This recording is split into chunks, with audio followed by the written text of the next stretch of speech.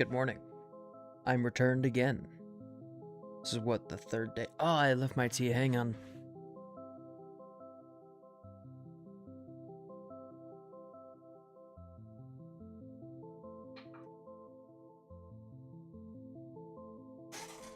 Sorry, I was brewing some tea, and I'm just getting that going now.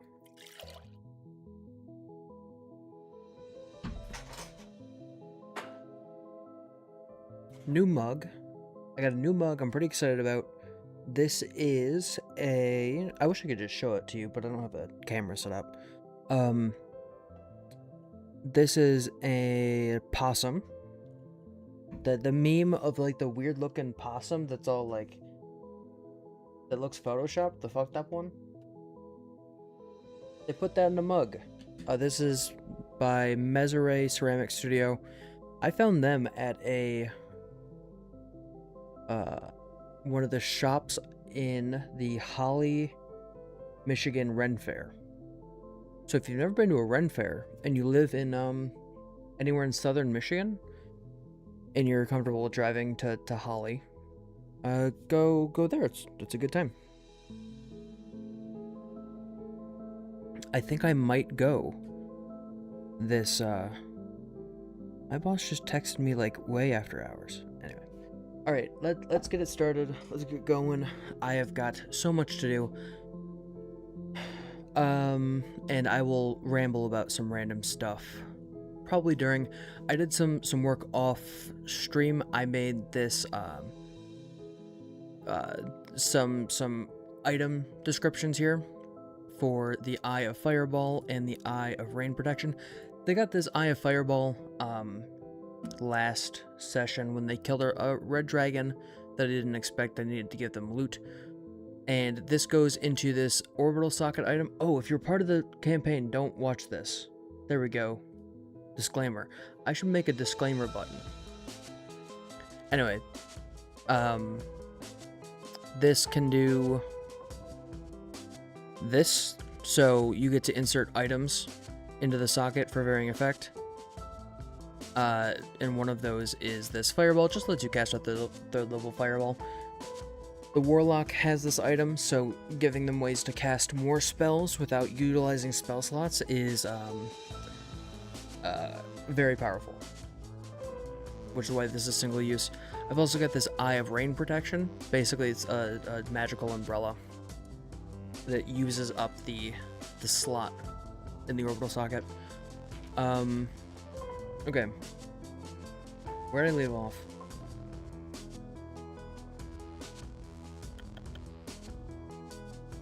Right.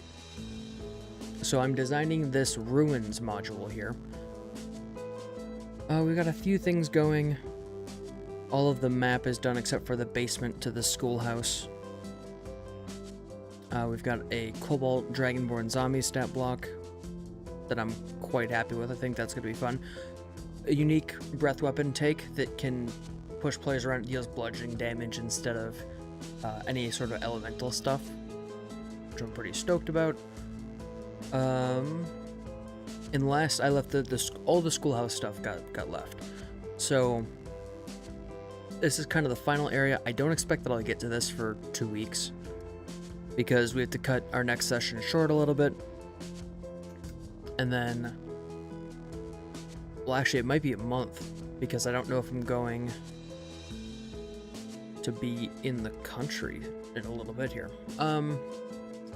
Supposed to be leaving. So this area 6 is a schoolhouse, a destroyed schoolhouse. It's part of these ruins. And then 7 is the basement. How do I want to describe this?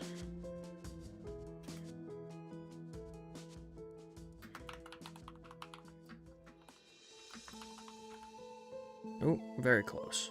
So close.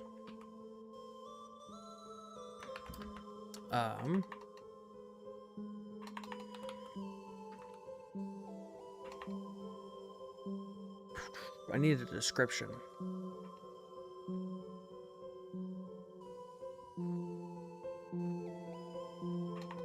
The chimney of a ruined schoolhouse.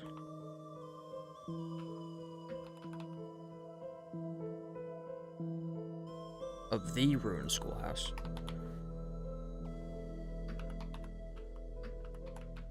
Still stands at the back of this building.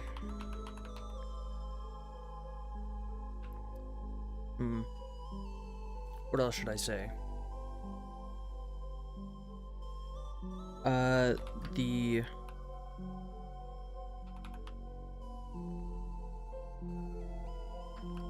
double doors. The double-doored entrance. Double-doored? No. I'll just say the entrance. The entrance to this schoolhouse.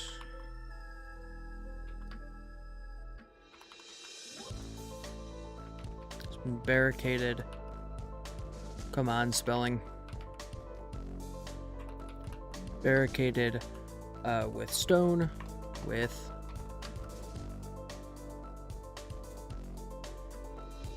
stone and rotting lumber.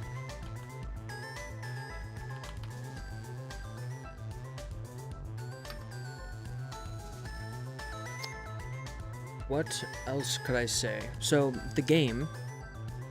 Here's the game.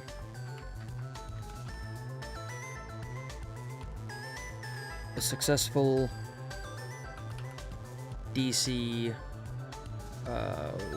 15, just a flat strength check.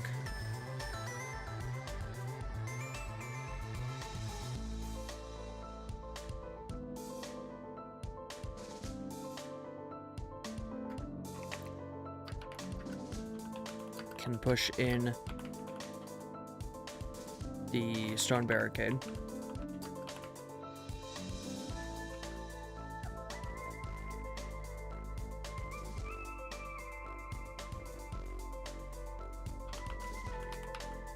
Let me just add a condition here, or a heading. And maybe I don't even say it's a schoolhouse. Maybe I just say something else.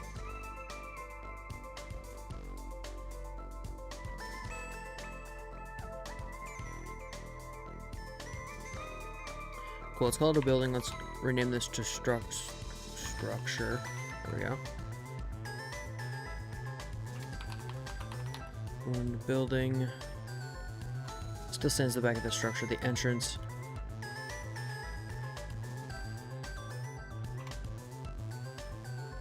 has been barricaded by collapsed stone and rotted lumber. There we go.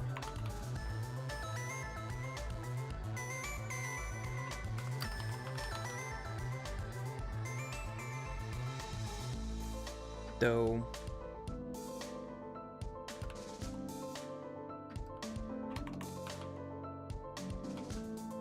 you may be able to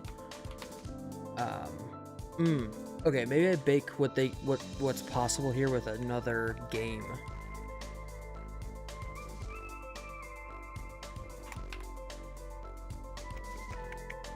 This is always the fun part of designing module type stuff like this, is we're trying to figure out, like, really deep down at every moment in every one of these, what is the game that we're playing. Because a lot of people think of D&D as like, we're gonna play D&D, but really D&D is just a bunch of sub games that you play, and a lot of people really only ever interact with the combat portion, especially with the early, like, basic D&D and that sort of thing. So I am very interested in thinking, whenever I design something, what else is there gonna be? Even in the introduction, let's take a look at section 1. So this is, we introduced one of the characters, Ripley, who finds herself sailing over a sea in a big storm, and right here in the intro we're playing a game where she has to go through and make a bunch of dexterity saves and athletics checks and things to be able to survive just the opening.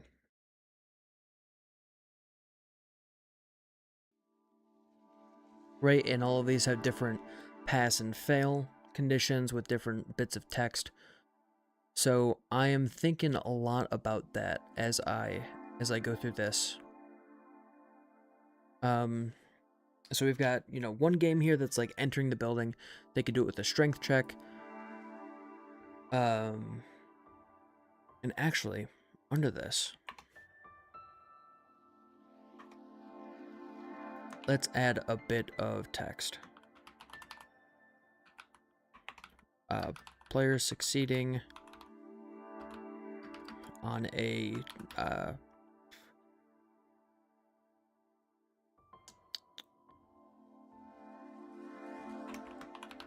players investigating.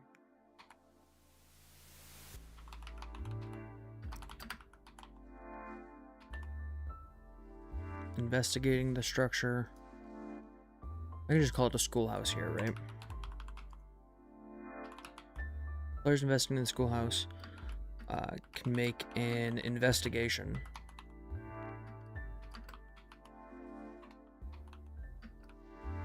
Or perception check to determine the following. And then I'll have a little table here of what our checks are and how they're rewarded for rolling a certain way. So how do I make a table? I've got tables here, right? I can just drag those in. Here. Not session 1. Go back to the ruins.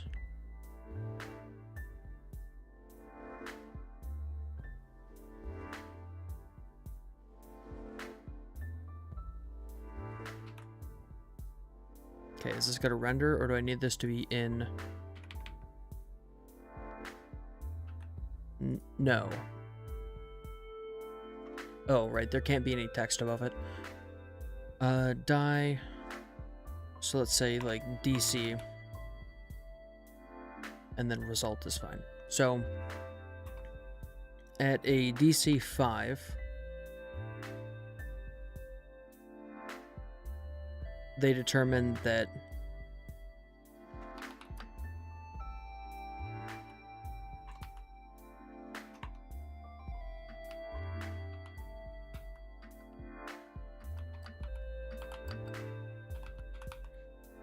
the rubble appears as if it can be pushed inwards into the structure.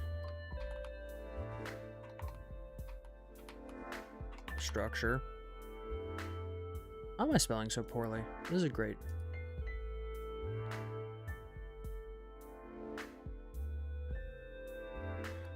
Inwards,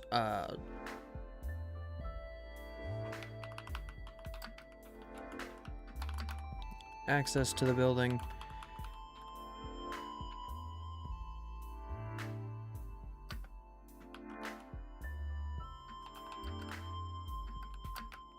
Or you may be able to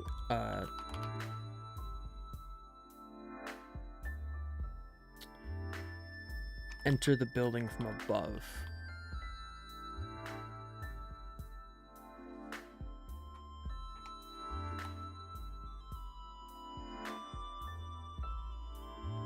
Be able to, you may also be able to enter the building from above, as the roof has long since collapsed. Cool. There we go. And then in here I can add a note. Nope, not this. Undo.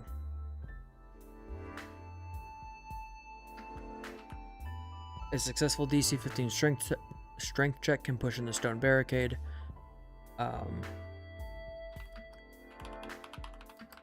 Building may also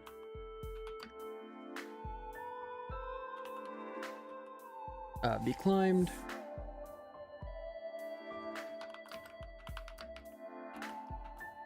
To allow access.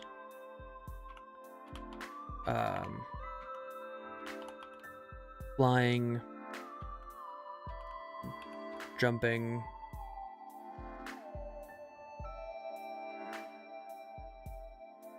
Okay, I'll just leave it at this. I feel like it's obvious that you could just fly.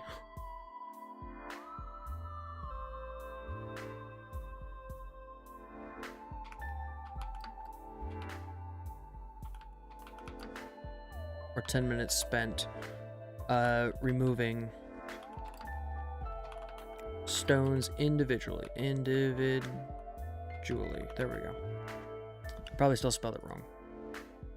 No, I'm good. Okay, and then a 15 or above on the investigation or perception would indicate that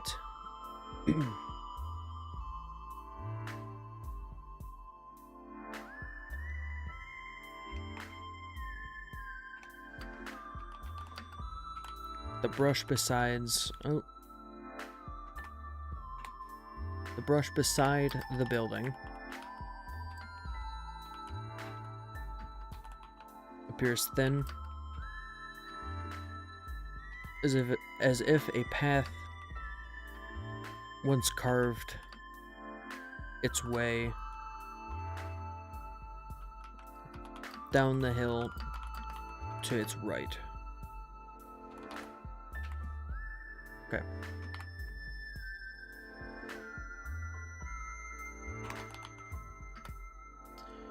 Chimney room of business.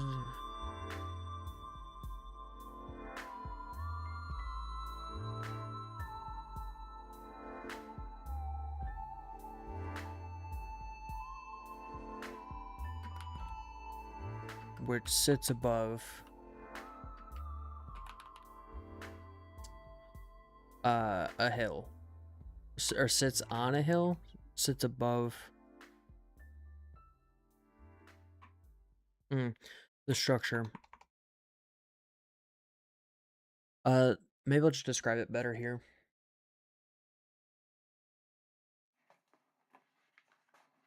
The side of the building appears thin, as if a path was carved its way down a hill to the right of the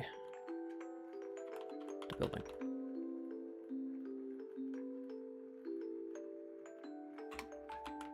The brush near you appears thin, as if a path once carved its way down the hill, down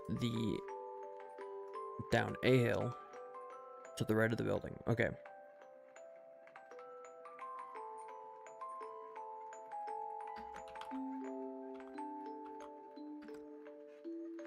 Following it may give you access to the back of the building.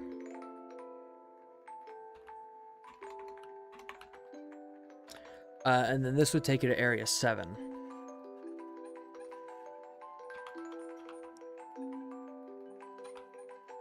Wait. Oh. Can I get rid of this? Can I just make this go away? There we go.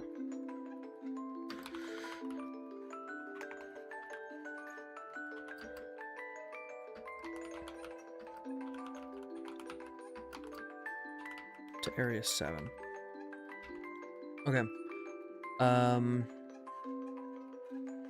Cool, that's entering the building. And then let's go schoolhouse main room.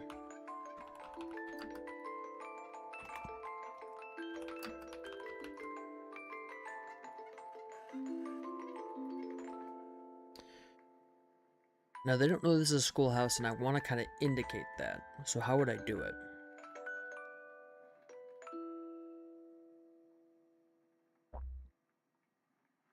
If this thing had been here for a very, very long time, I imagine most things would be rotted to the point of being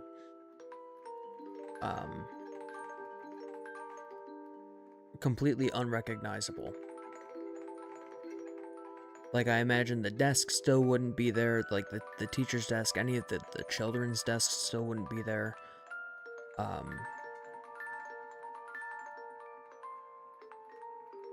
And I mean, old-timey schoolhouses were very simple structures, basically just a box.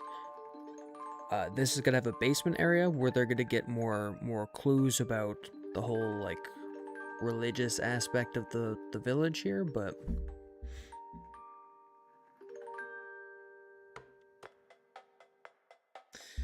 I don't know.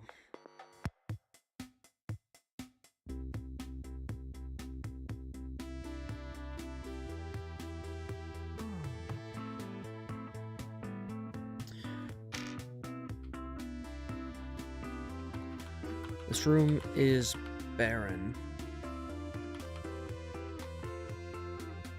Except for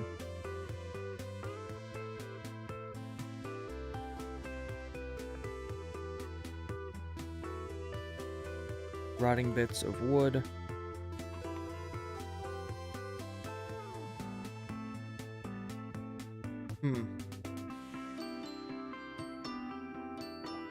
Oh, maybe I could do this. Okay. Except for rotting bits of wood.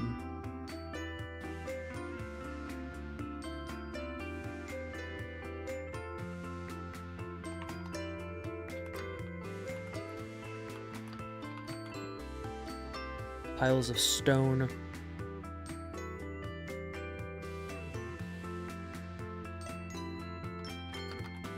Which litter the floor.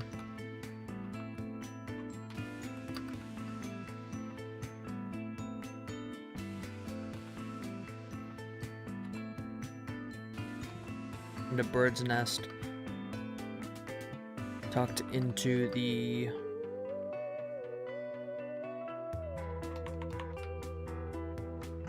ancient bricks of this chimney.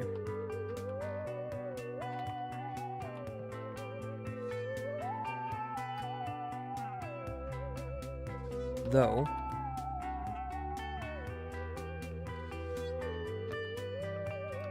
a series of stone cubbies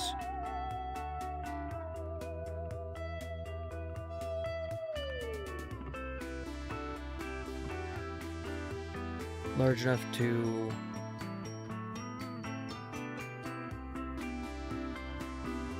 fit a number of pairs of shoes,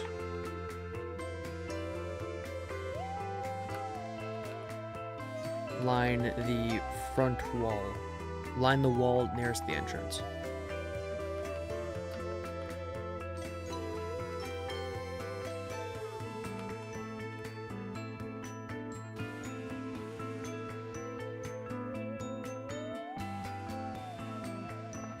Okay.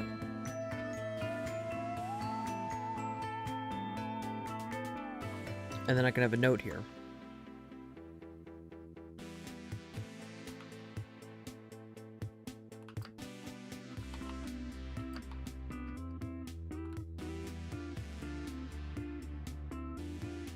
Players who investigate this room. Sure. Let's just add this, and then I'll add the same thing here.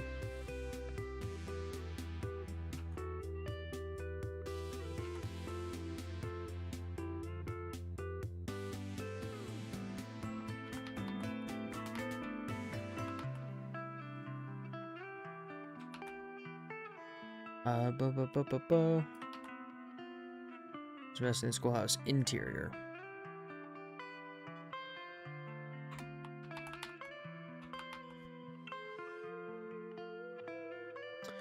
So with a 5,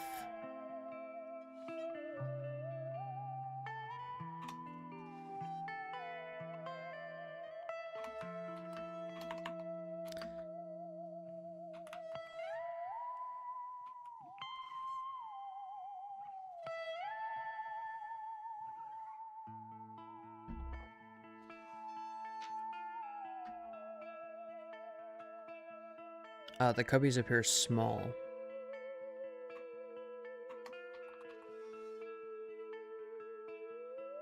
Appear too small to hold the boots of travelers or adventurers.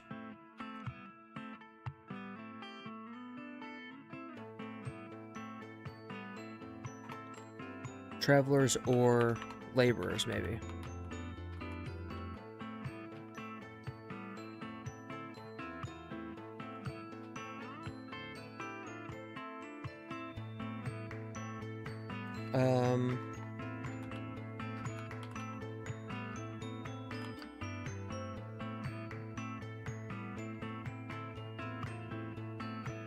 Maybe just leave it at that. They're small. You notice that they're small.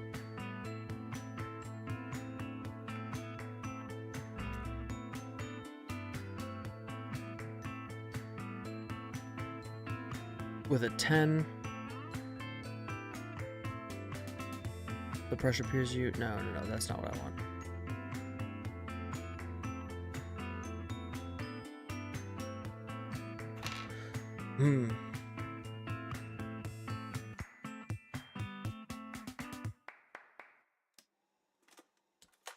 Two small leather boots of travelers or laborers.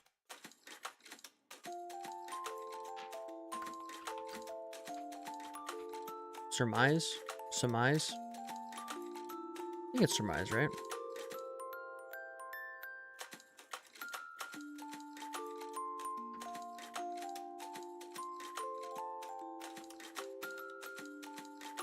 That this was not an inn. I don't know. I'll just leave it up to them to determine what they gather from this.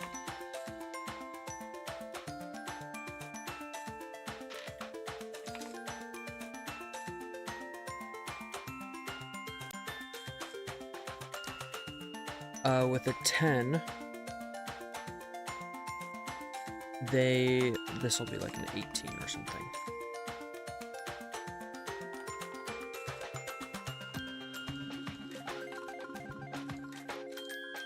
Spot a glint of metal.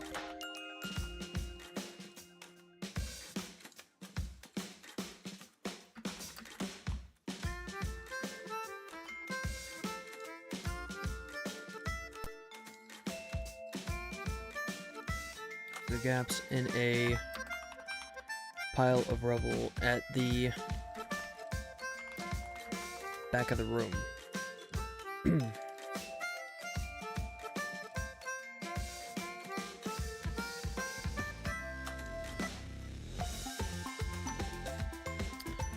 And then we'll have the same sort of deal here.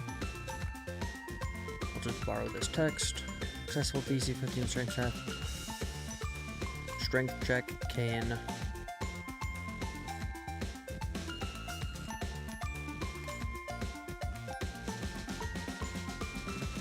clear the rubble in 6 seconds.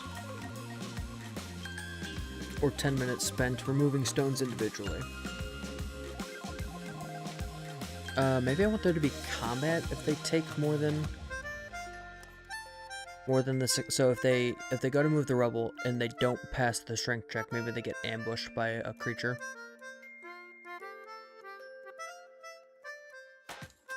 What could that creature be? Oh, maybe I could tie in the bird's nest here. So maybe it's like a big bird's nest.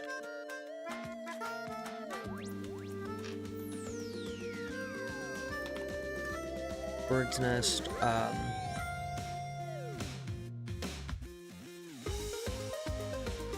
nest tucked into the ancient bricks. Ooh, Nightbot, good job. Nightbot just took someone out back.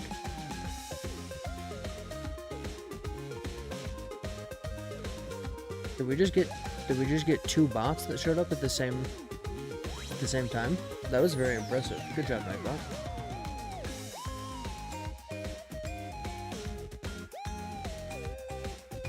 Wow. Damn, we got 2 spam Twitch messages from bots. Same message too, just 2 different accounts. Impressive. I don't know who you're marketing towards as a scammer. There's no one else here. You're shouting into an empty room hoping for a mark, and there's no one here but me. I don't need cheap viewers. I've got all the cheap viewers I need. My cat's like right over there. I just give him food every once in a while and he sticks around. I don't know, man. Maybe fucking scam better. Do people fall for that? Like, people know that that's a scam, that you're gonna get your credit card stolen, right?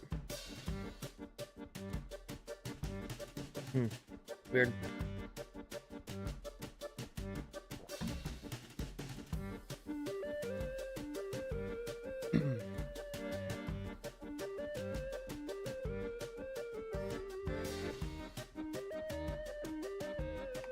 tucked into the crook.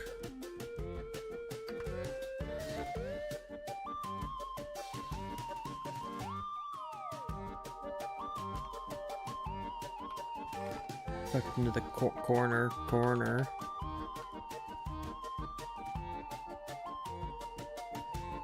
of the ancient stone walls and the chimney.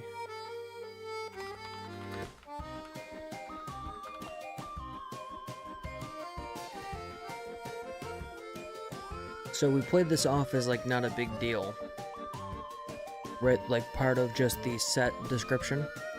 And then we draw attention to this, but then if they mess this up and they have to wait 10 minutes in this room,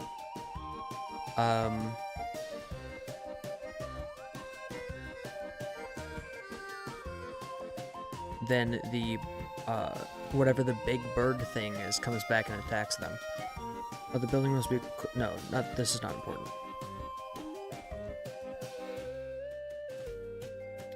If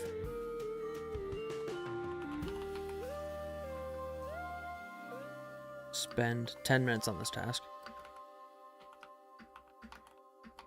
Because there's also probably a magical way out of this, right? Players spend 10 minutes on this task.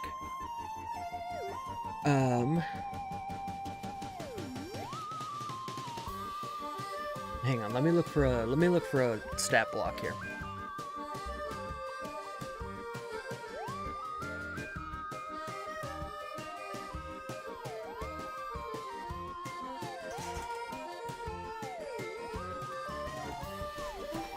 Like always, I'm reaching for the Tome of Beasts 1.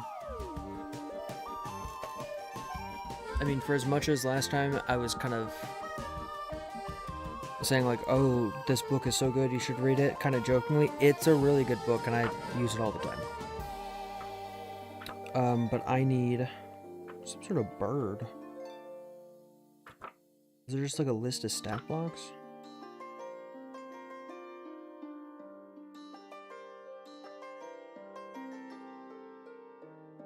And I could always use, you know, SRD stuff, but using third-party books means that players can't look things up, which I appreciate.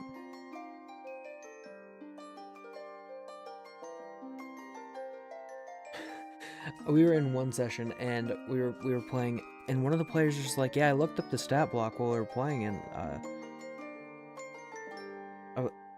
because, you know, they're all pretty new. They've not been playing this game forever. I was like, don't do that. Okay, none of these say bird.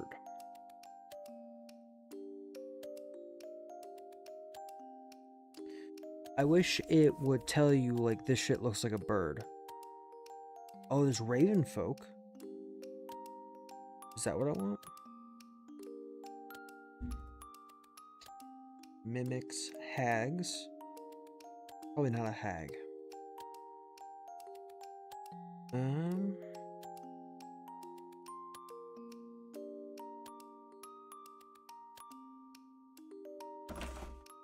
Oh, I just pressed all the buttons on my keyboard. What the hell? No, stop it. This is an 8.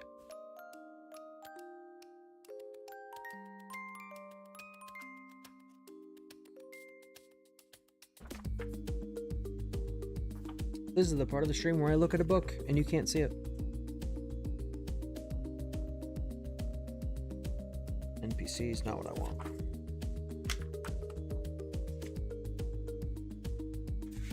Oh, war ostrich, that's badass.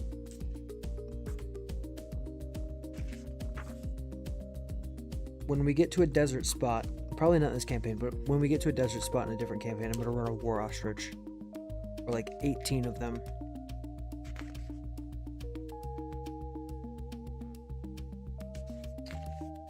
No. Ooh, what is this? This is a sky snake with wings. A winged snake, not what I want.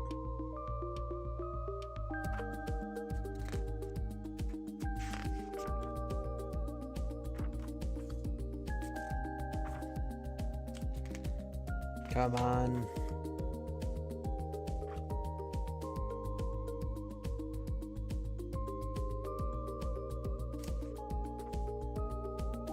Ooh, a Strix. Oh, that'd be cool. Sarah's only 1/8.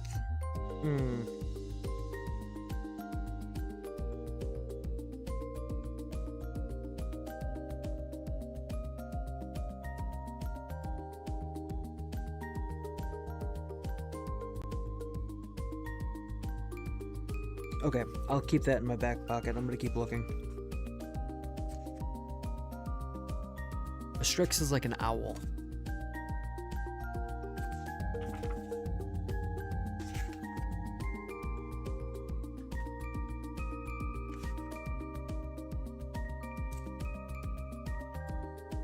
Maybe there's like a small drake or something that could live in that nest.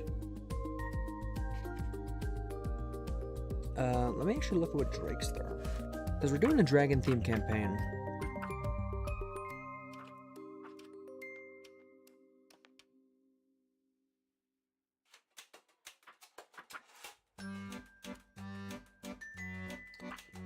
Okay. Drake. This needs to be just a really small hiccup just to eat some of their spell slots or resources or whatever. Definitely not like giant evil drakes. An alehouse drake might be cool. It's a CR1, which is kind of right where I'm at. A dragonet lantern variety.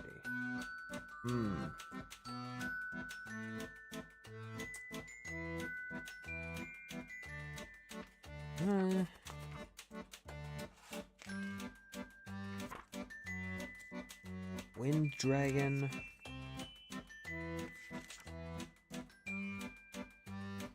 Sea dragons are only in the ocean.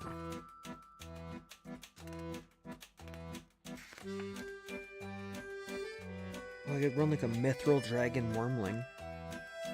It's pretty cool. Where do these tend to live? Does it say?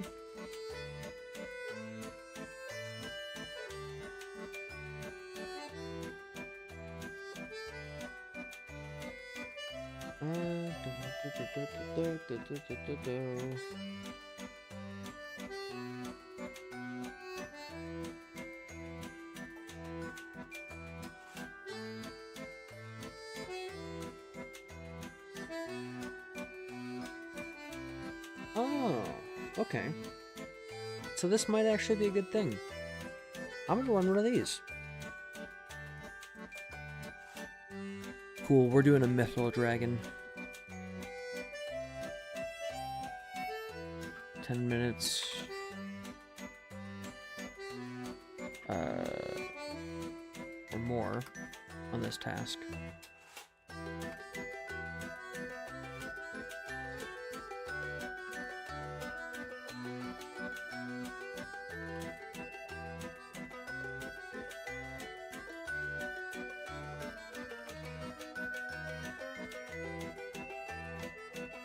No, am I not spelling this right? Mithril. What are... Why? Mithril? Definitely says mithril in the book.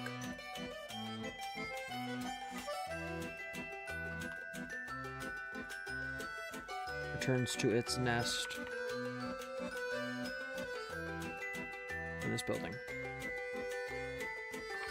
I think I'm fine with that.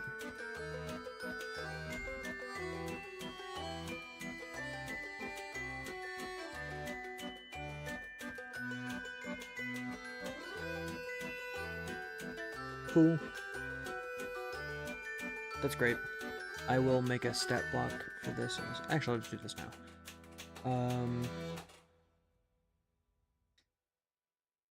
No, where is my monsters at? They're not. It's not under people, right? Shouldn't be.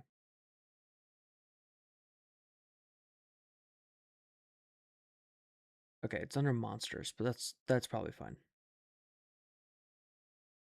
New note.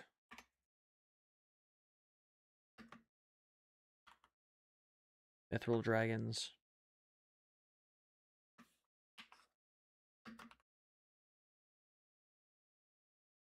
Dragon.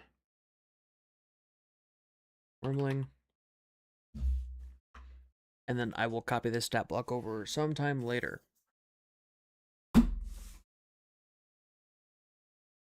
Just because I don't want to... I don't want to stream me just typing someone else's content into a note.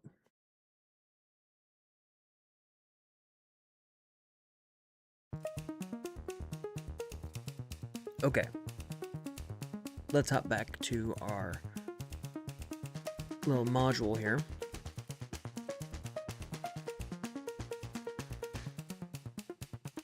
On an 18... Ooh, hang on.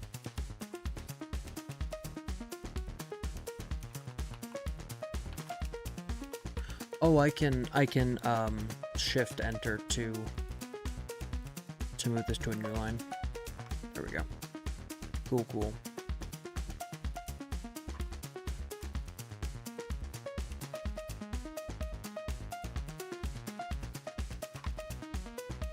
There we go.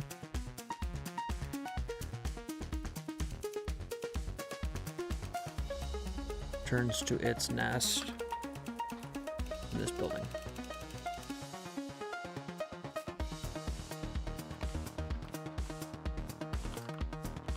And attacks the players. Cool, cool.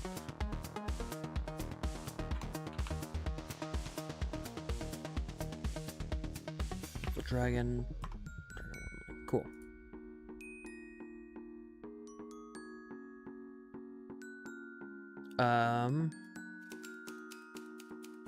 After uncovering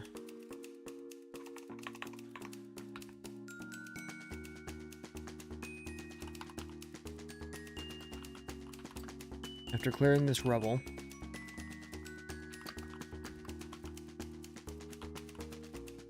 you know what? I'm going to move this.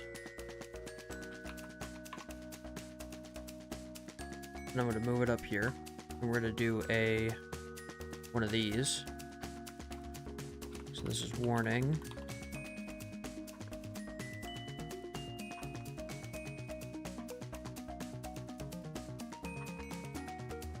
The players spend 10 more minutes in this room.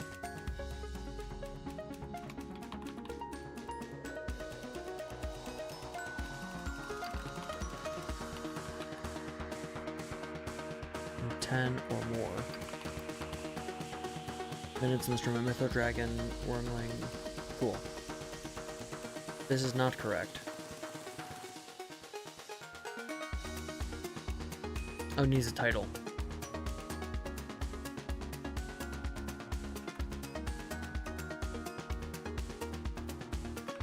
There we go. Now does it work? Still no. Why not work? Oh, this works. Here, I will just copy this over. We'll see.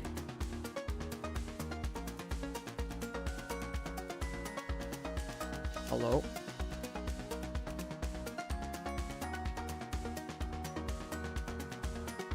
I have no clue what changed there, but we're to run it. That's fine. Spot a glint of metal through the gaps and pile of rubble at the back of this room.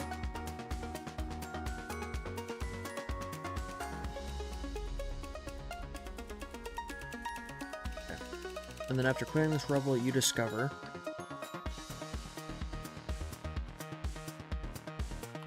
a trapdoor leading to the floor below you.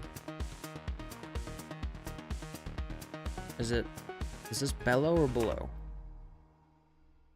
I don't know how to spell this word. I'm just gonna spell it like that and go with it.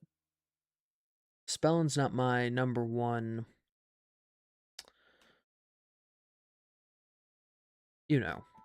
thing that I do.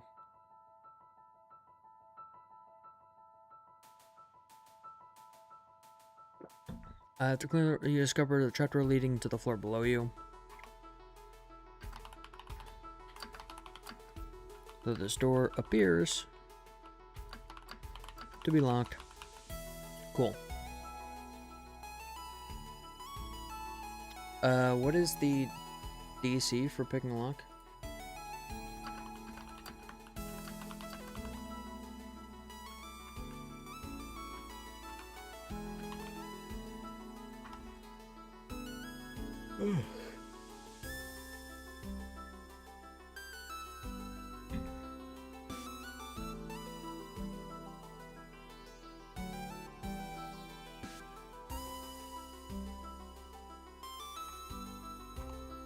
Okay, I need to write the rules for this. This door. I don't like it when you put AC on generic objects. So I'm just gonna write it has an HP of 15.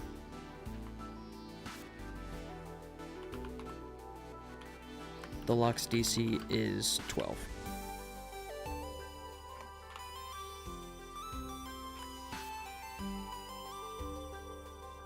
And then 18, this will be where they spot the switch that opens this door.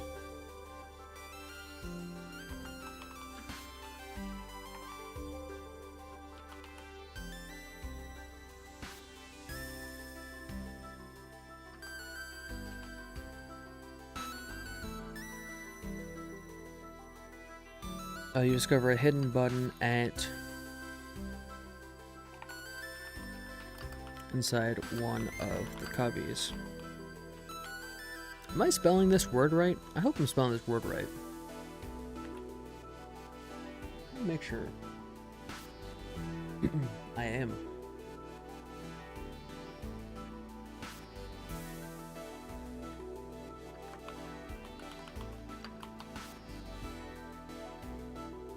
Pressing it. Hear the soft click of a lock from the other side of the room.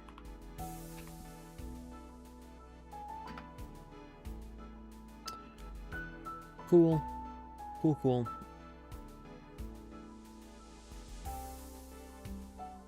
I'm going to copy this over. Just a second if I can.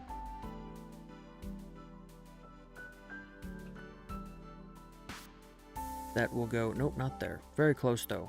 Good job. And then that's where its stat block will live. 7, and then we actually need an 8. Which won't be titled like that. It'll be...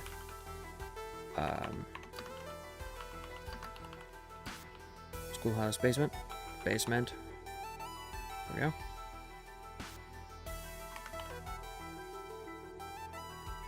Area 7.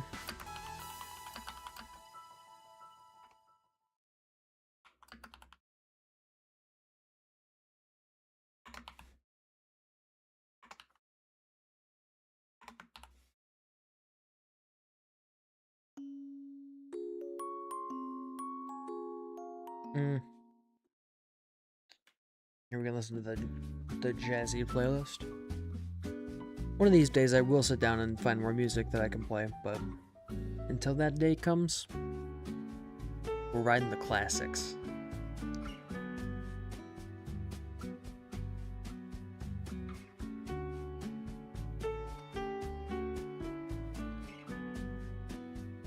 Okay. Behind the schoolhouse.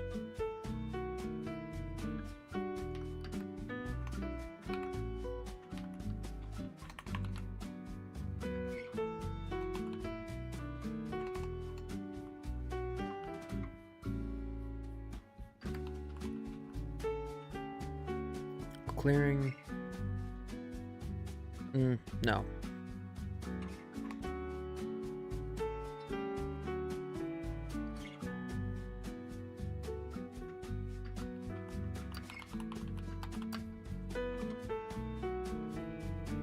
A hill behind the structure.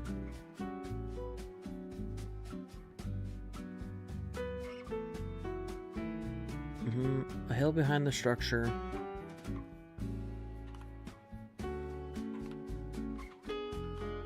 Reveals that the foundation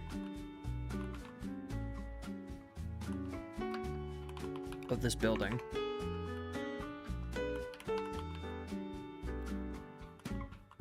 extends well but below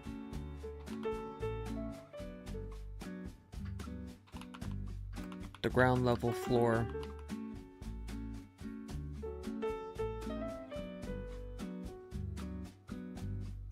If you were transported into the world of D&D or all fantasy games, you had to make a perfect character as yourself, what would you choose? Okay, this is a complicated question, because as myself, race, class, so as myself, I'd be a human commoner, with whatever subclass gives me the ability to type on a computer.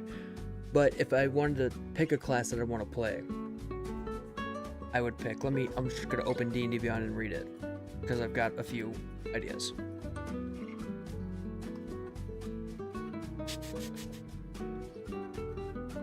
Like all good dungeon masters, I've built quite a few characters. I've not played any of them, except for as NPCs.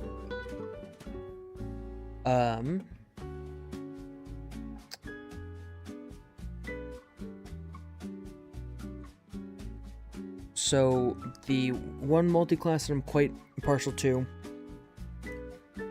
is, and species doesn't really matter, honestly, in my opinion. I really just put it on there for flavor more than anything. But I really like sorcerer multi-classes, specifically monk and wizard multi-classes with sorcerer. So one I've got is equal monk and equal sorcerer. I believe it's the features. Is it in features that you can see your subclass?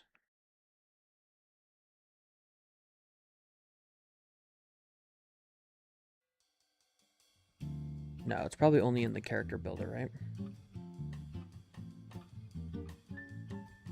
right? So away the Ascendant Dragon Monk. This guy is a Dragonborn. And then a Draconic Bloodline Sorcerer was what I chose for one of the first characters that I built. And I've actually gotten to play that one. We did some PvP stuff a while ago, and I got to play that guy. It was pretty cool. The increased movement speed along with the spell casting is always a good punch. Let's see. What else is there? I've got a few characters that I've built for other people. Cleric Ranger multiclass. I've never seen anyone build that before. That's very interesting. What else? Oh, right. So I've got one character that I use quite often as an NPC, and will actually come up as one of the villains in this campaign, who is a barbarian rogue. Although for this campaign, I think I'm going to change it to pugilist rogue.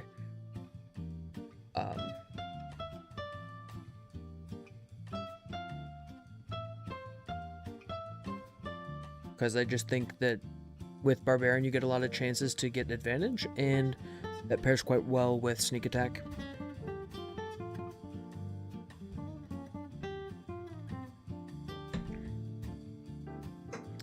If I had to pick one, I'd probably say barbarian rogue, human.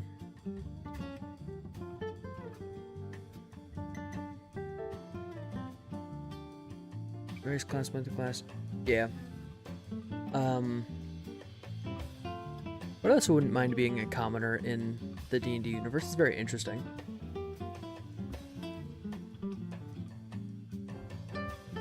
I probably wouldn't like dying as a peasant, but you gotta live the life you got, you know?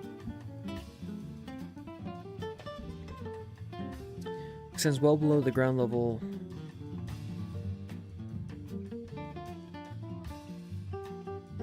Extends well below the...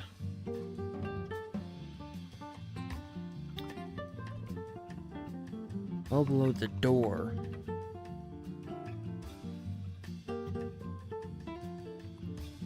The barricaded door. Above you. 3.5. I've not gotten to play any older editions of D&D. I don't have time to learn a system that big. Isn't 3.5 like huge? Let's look up a 3.5 class guide.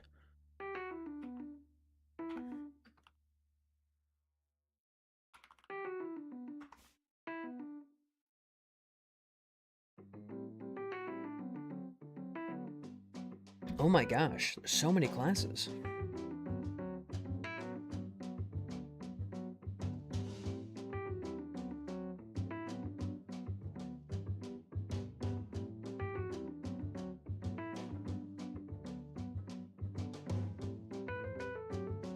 Wait, how does this even work?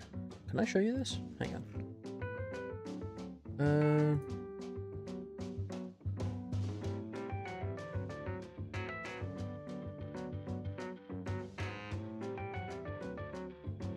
Okay. You still can't see this for some reason. Why not? Oh, it's not visible. There we go.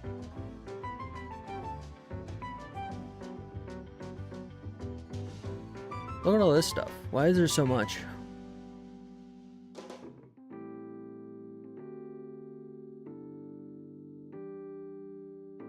There's like all different variants of the classes based on what race you choose. This is very interesting. So like samurai. Can I open this in a new window so it doesn't open for you? I want to just check. Okay. Sure it doesn't pull up anything weird. Modified version of a fighter. So, something that I really like about 5e, especially 5.5, is that they just took a lot of the stuff and put it under other classes. Now, that's not to say that I like that how limited our class choice is, right? Obviously, I don't want Verizon. What the go away. I don't like that we're so limited on classes. I also don't like that D&D Beyond is so limited on classes. You can't choose, you can't make custom classes in D&D Beyond, but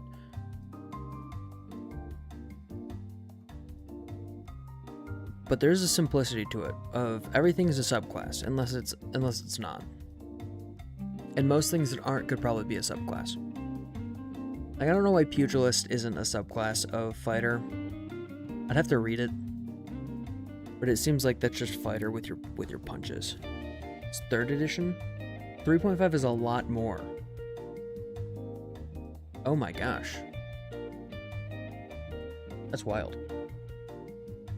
Alright, that's enough advertising for State Farm that they're getting for free. Oh, that leads me into what I'm announcing today. I'm announcing a new thing. I am going to be building some open source software for the D&D community, soon. I need to put in some groundwork for that, but I'm going to do it. I'm so sick of D&D Beyond that I'm going to build a competing software that's open source. Live on stream. Most of it's going to be live on stream. There's going to be stuff that I can't do. Obviously, I can't give you all of the rules for those, but I can give you some of what's in the SRD, and I can build for other systems that are that have like an OGL type agreement, right? So that'll be cool. I'll talk a bit more about how that would work, how that'll work for you all when I get to working on it. But I'm hoping to have a functioning alpha test going in a few months, maybe? I'm taking a big trip soon, so we'll see. And I'm moving. So we'll see how we get on there. That is my next big project, along with Silksong.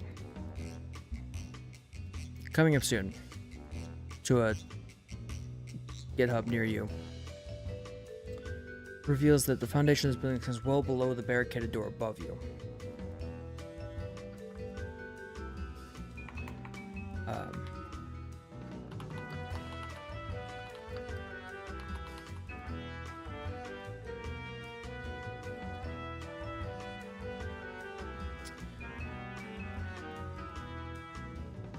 As you turn the corner,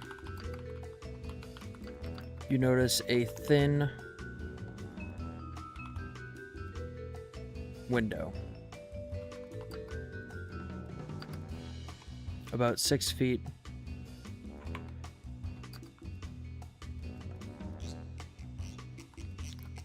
off the ground, which you may be able to squeeze into.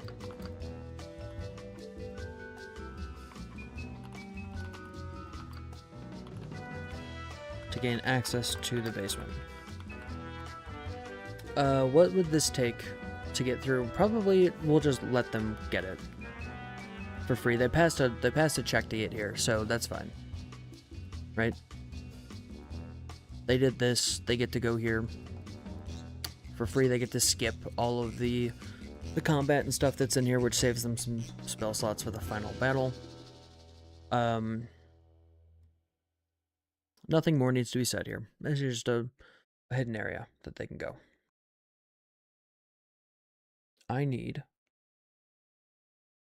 We're going to do the final room, which means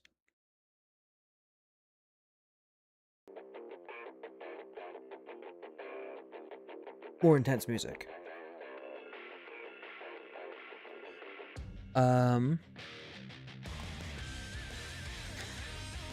I have an idea for this room. This is where we're going to get into a bit more of the lore. And I'm going to make a cool stat block for the boss.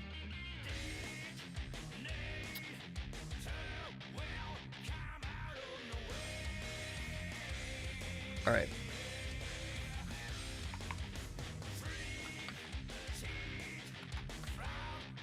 This basement is...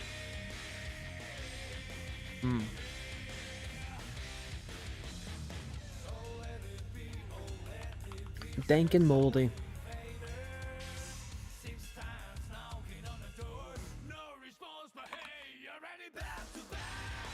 I need to mention that this leads to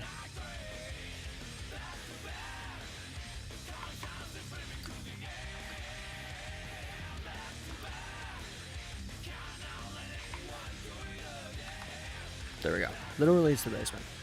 Basement is dank and moldy.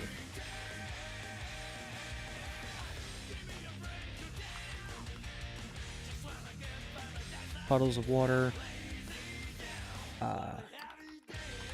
Scatter the floor. Litter the floor? No, I feel like you used the word litter too much.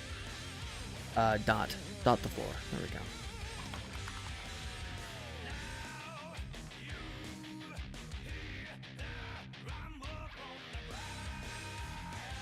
Puddles of water, dot the floor.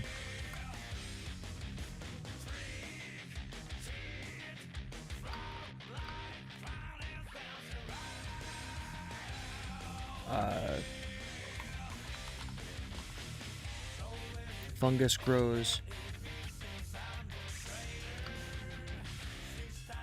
off a few decaying chairs at the center of this room. There we go. Fungus grows off a few decaying chairs at the center of this room.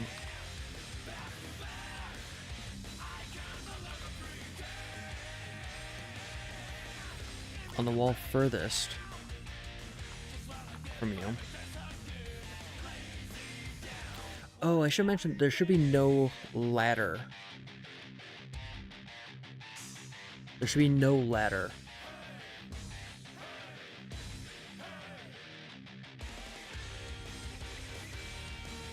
It's the basement.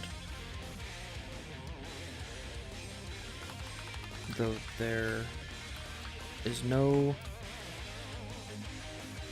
ladder down. Okay.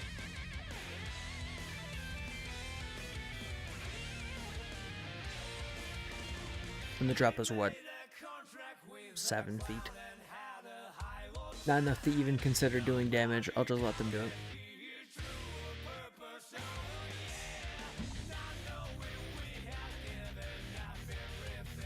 A little furthest from you,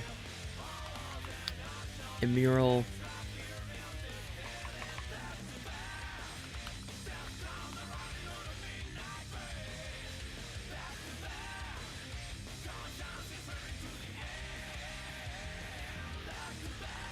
stands out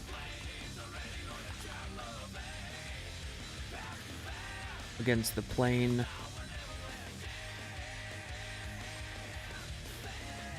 Against the, is it algae? No, against the moss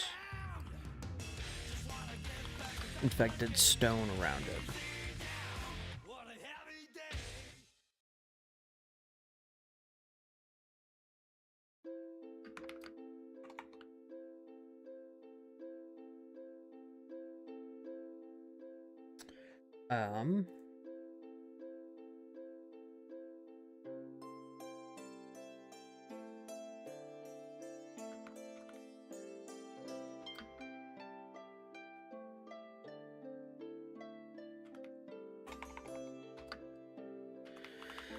Nearing that wall,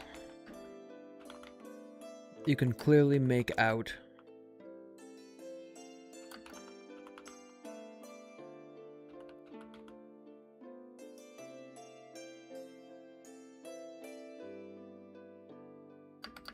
a scene depicted by this mural. And now I need to describe the scene.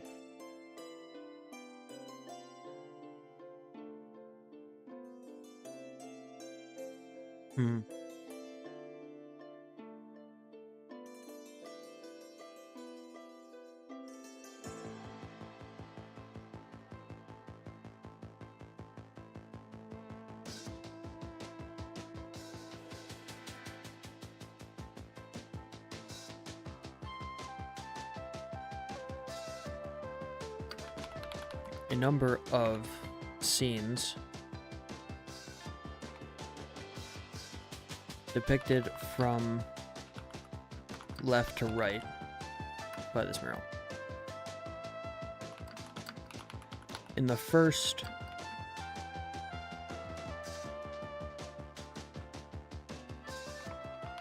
a storm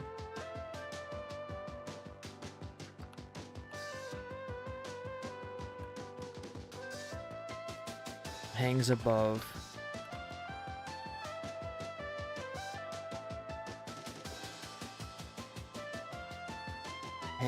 a small city.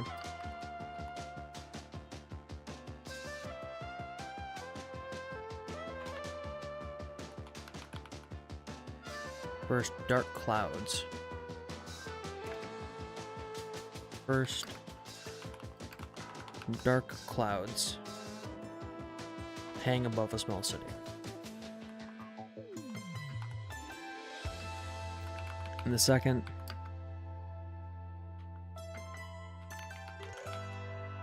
massive waves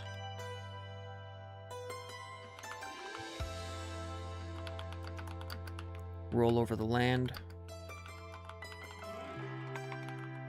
destroying everything in their wake. And the third,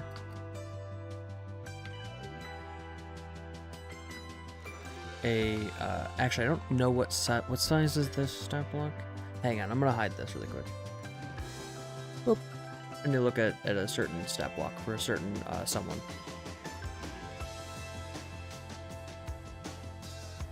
I'm gonna hint at the size of the big bad. I'm gonna do a hint.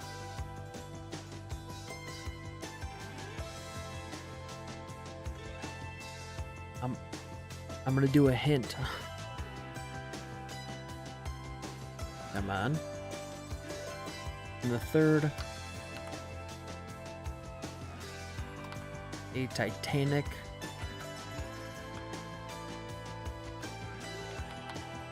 serpent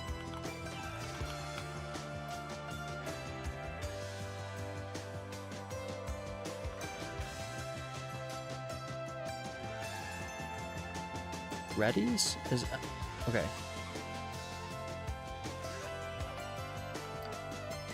Its maw to bite its own tail.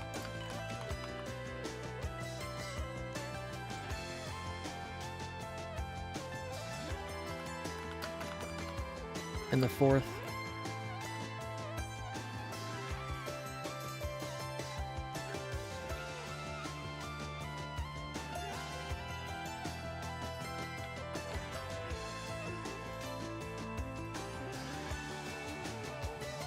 2 dragons.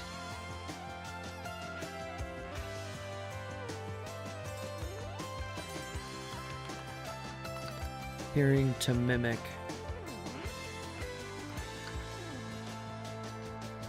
symbol of yin, and yang.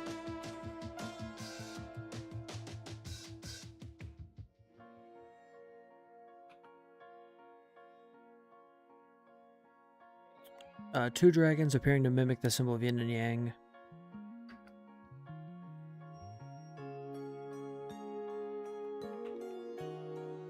Dance before. Hang on, I need to look up how big these dragons are.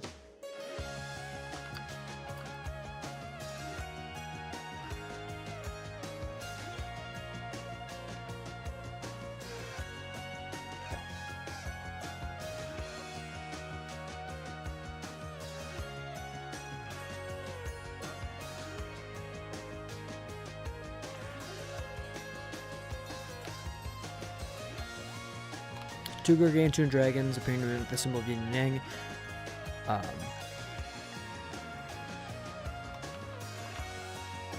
Spin about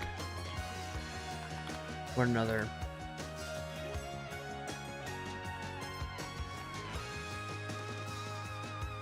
Before a blacked out sun.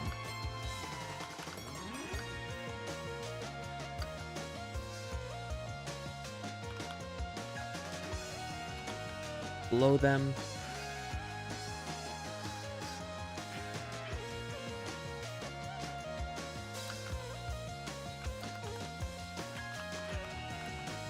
the sun's brilliance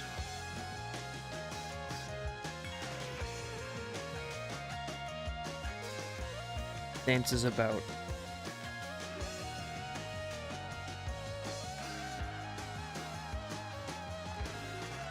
A city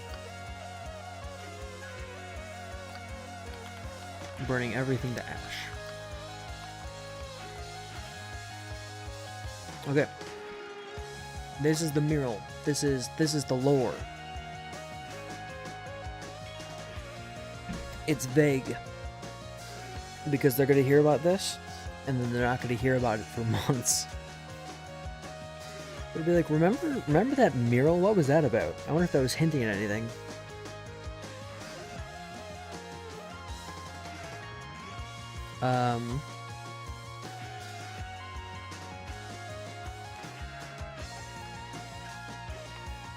The above has been the players have finished observing the room.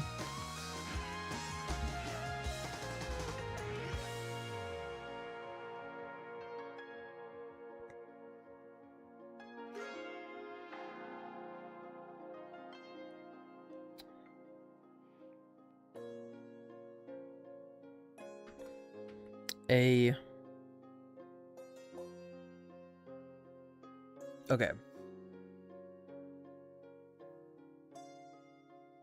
This is going to be a stat block. It's going to be a spectral dragon priest.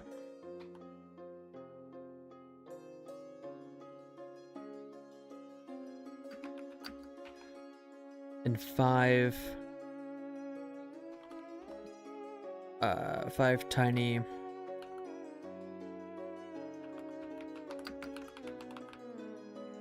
Cobalt Dragonborn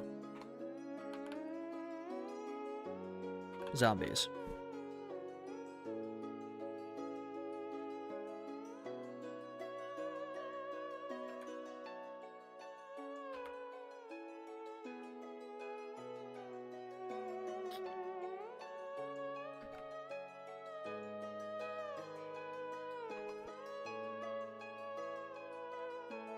A Cobalt Dragonborn priest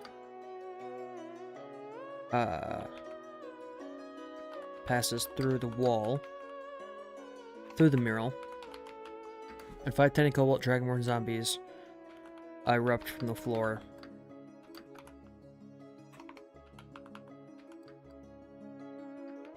To attack the party.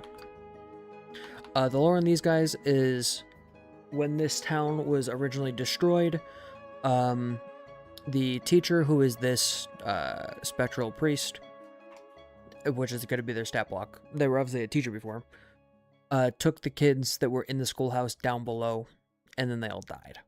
And now they're zombies and ghosts and stuff. And it's not even Halloween yet.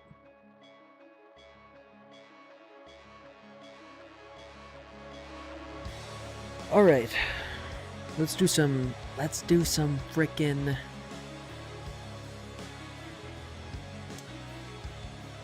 Let's do some frickin' stuff here, man. Alright? Let's do some stuff. I need to design these stat blocks.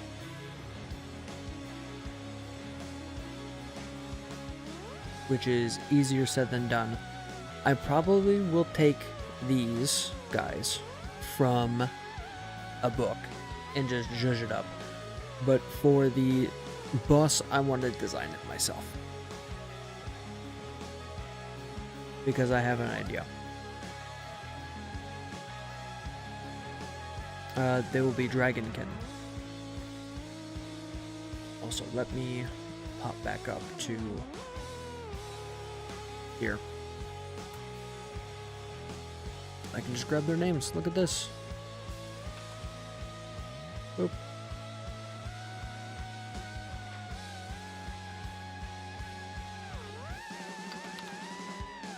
Spectral, Cobalt, Dragonborn Priest, and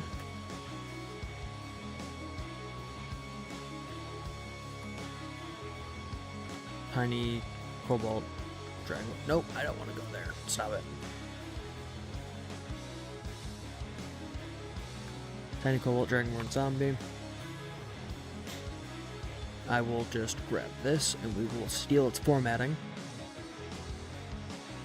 Should have a hotkey for this. I could do that on my Stream Deck. I could just add a button for this on my Stream Deck. Because it can do typing. Spectral Cobalt Dragonborn Priest. 5E, yep, that's fine.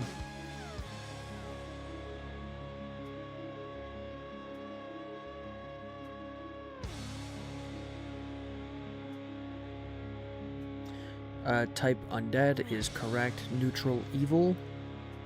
Yeah, sure.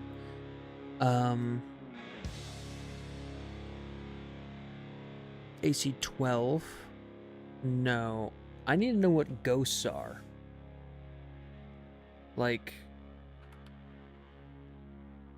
where does the Banshee stat block look like in 5e? 5.5? Oh, this is a legacy. No, what's the mod? Hang on. I'll just grab the book. I own the book. I should just look in the book. I paid for the book. I might as well use it.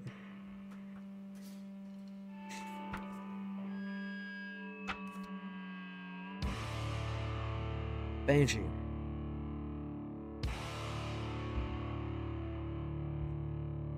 Its AC is 12, but not natural armor. It just has an AC of 12.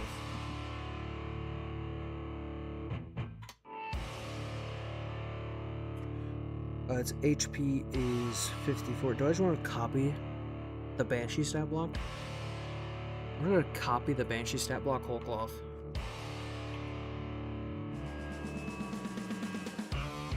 Except for its abilities. 58's fine. Because this thing is just a... This is just a Banshee. My idea is just a Banshee. CR's 4, which is... pretty strong.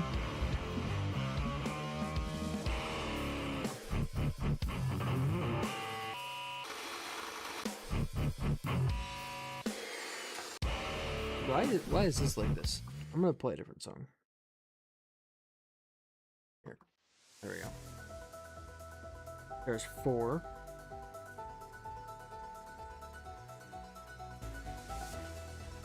It's a lot of XP I'm giving them up front.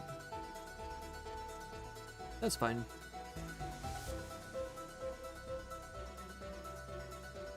Languages are common. And chronic. I had to move the mic away so that I could speak, so that I can read my monster manual. I don't know if there's a good spot for this.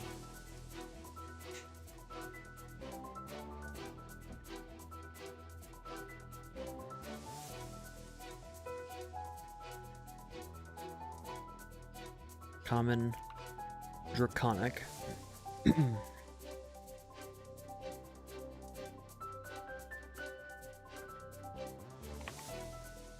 Stats are 1? Holy shit.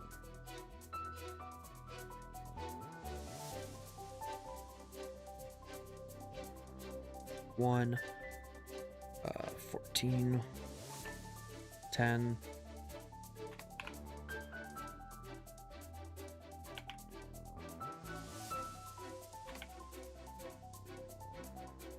And then 17. Okay. Speed is 5 feet.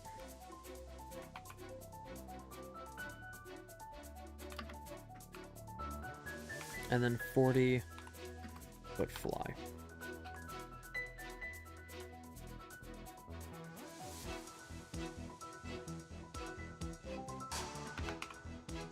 Hover.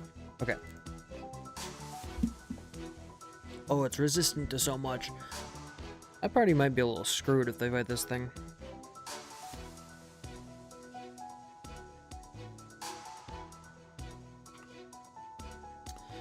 I'm gonna tamp down its resistances so that they've got a chance. Bludgeoning is obvious.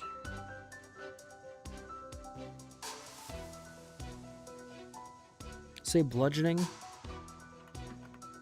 Obviously they weren't very resistant to fire, so lightning makes sense, and thunder. So maybe this won't be a CR4. I'll have to recalculate this in a little bit. Dark vision 60 feet, passive perception is 10, that's fine. And I'm going to give them immunities. Condition immunities for frightened.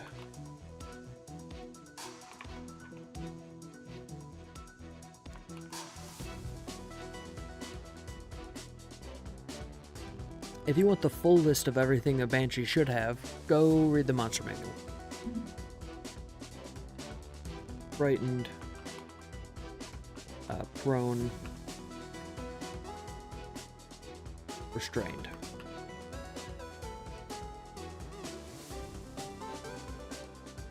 I'm gonna leave it at this. Traits.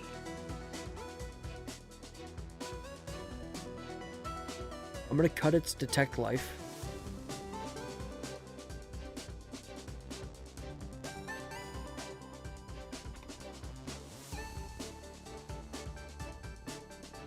Incorporeal movement, right?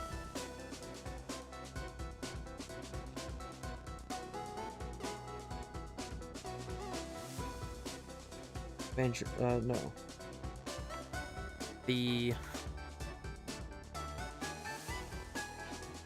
This guy.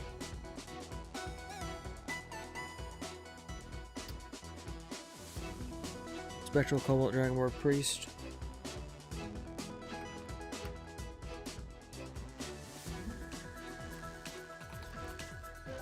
Can move through objects.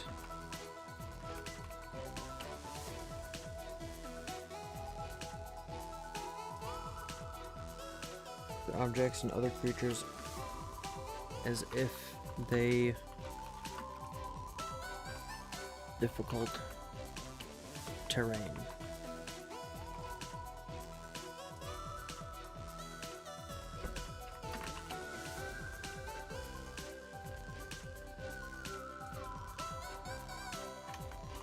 Takes what is this?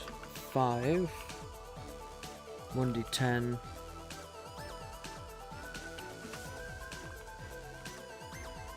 First damage if it ends its turn inside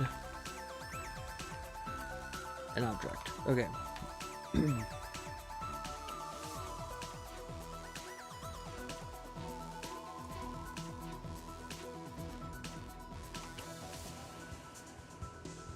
And then its actions are... That's a lot. I'm gonna reduce this down a little bit because they're already at the end of a lot of stuff going on. So I'm gonna get rid of its multi-attack.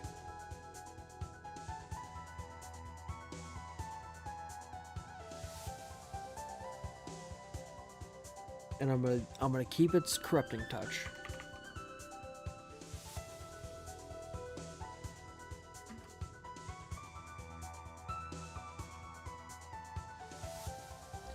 Melee weapon attack +5. Reach 5 feet, 1 target. And it's 1d8 +3 necrotic. Okay.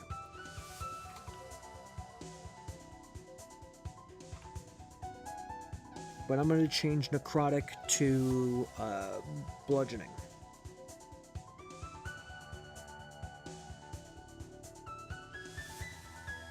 With a chance to knock creatures prone. 7, 1d8.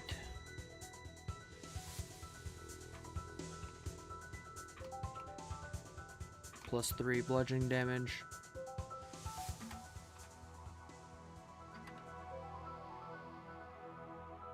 Must make a successful DC.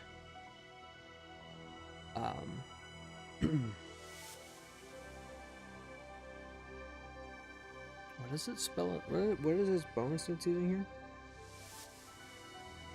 Charisma?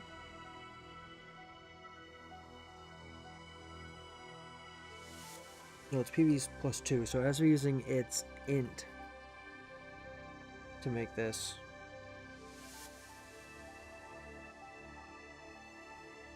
Oh no, it's charisma. Okay. Oh, but that doesn't matter. DC con save. Or be knocked prone. Okay.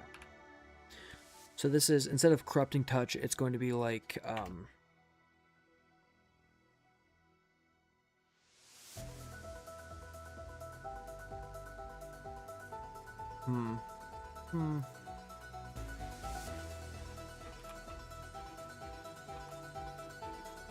moving touch, or maybe instead of bludgeoning, it's force damage.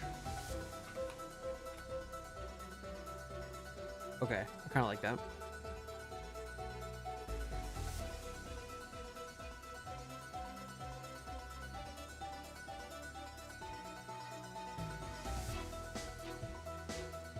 So now instead of like the Banshee where it corrupts you and it makes you old and sad, this one like touches you and sends you flying.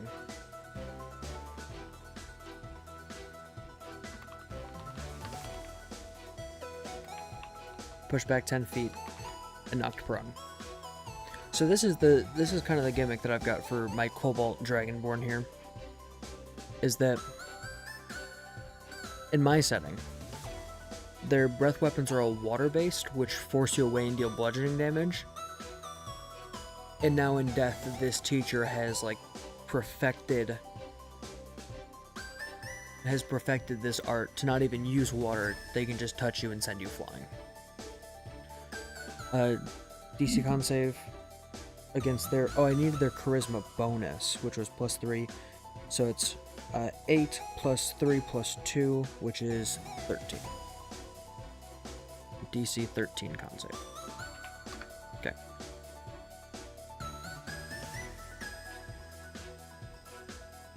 And of course, when you're prone, all of the little guys that are attacking get advantage. So, good times. I'll keep the Horrify attack, because that's pretty cool.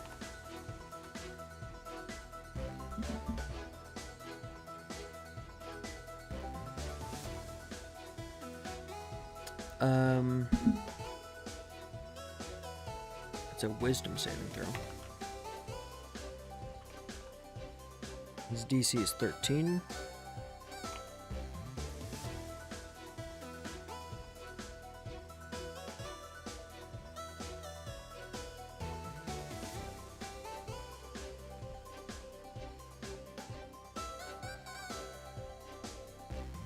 Creature this.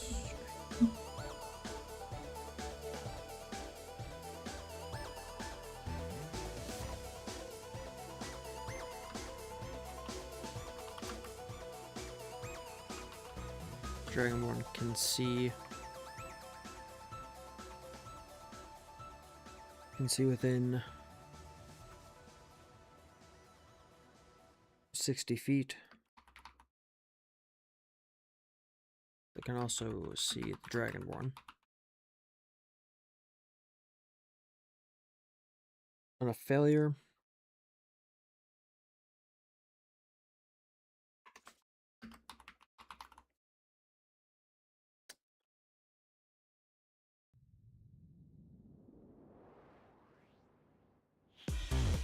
the target has the frightened condition.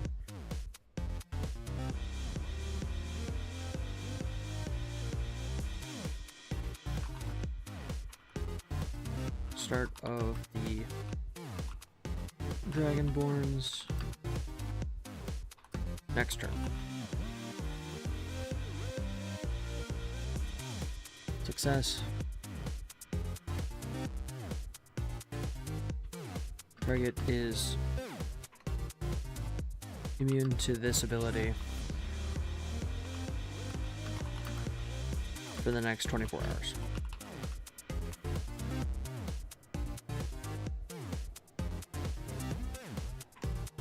Okay. Cool. We'll do another one.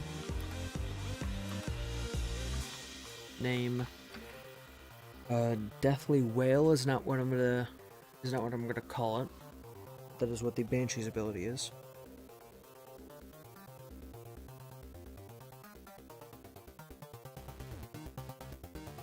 I think I'm gonna call it like Psychic Wave or something.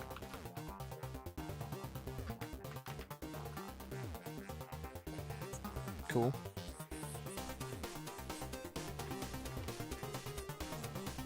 Description.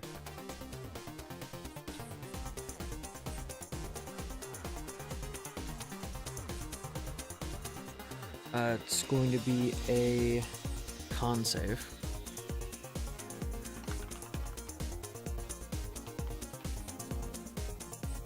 Its DC's 13.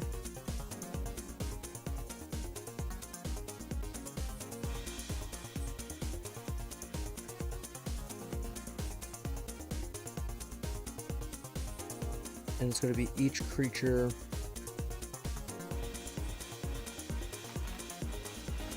in a 15-foot cone.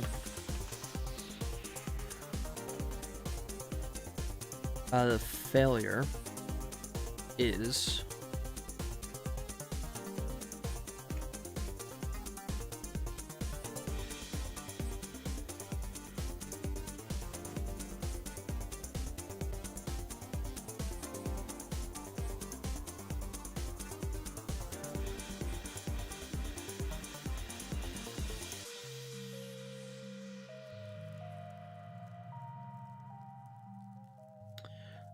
the target, okay.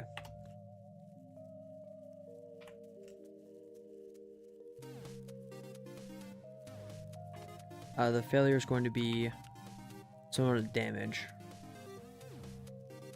It's going to be 2d6 bludgeoning. Oh, this should also be like, recharge on a 5 or a 6. Cool. Failure 2d6.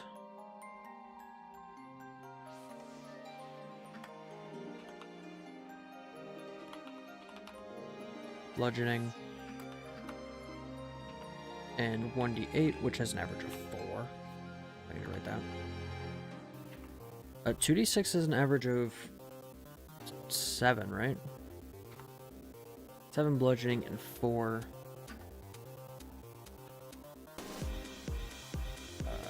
psychic damage.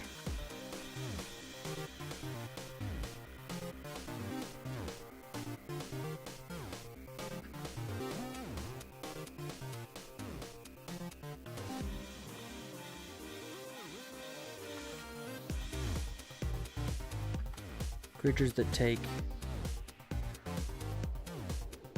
7 or more psychic damage. So depending what you roll for this damage.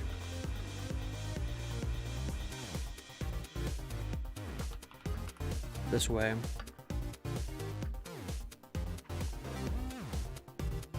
Fall prone and can't stand till the start of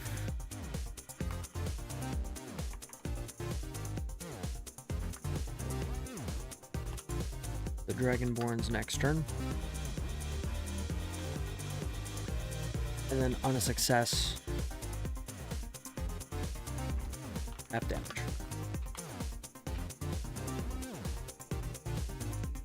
Cool.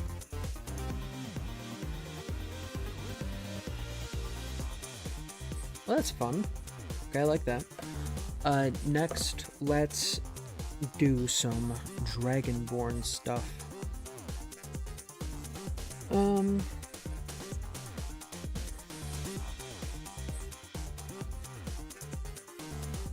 For this, I'm going to steal the Kobold Warrior stat block. We're going to make a small modification, and we're going to call it a day. Kobolds. This is the Kobold Warrior.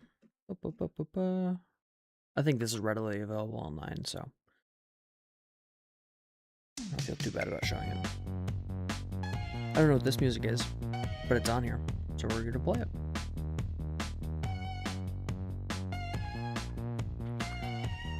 Okay, first thing, we're going to rename it.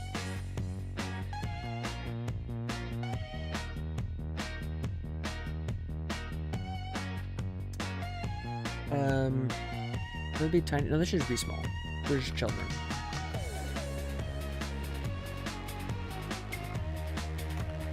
Small. Because then I also don't have to adjust any of this stuff. Common Draconic is fine. All of this is fine. You can cut the sunlight sensitivity. Oh, we can also cut the pack tactics because they're not pack animals, they're friggin' people. They're just short. Okay,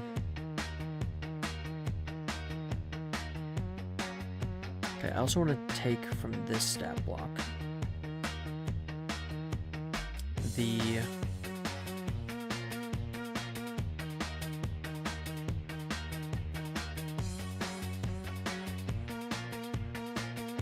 these two.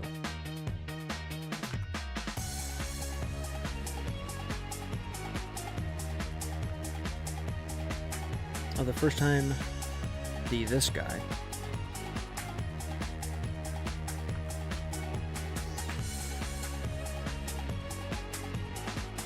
Reduces 0 HP, drops to 1 HP instead.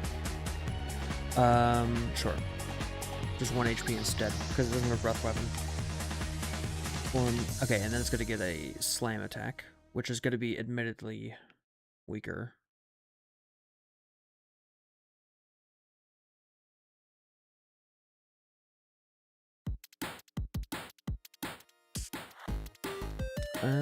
Slam attack here.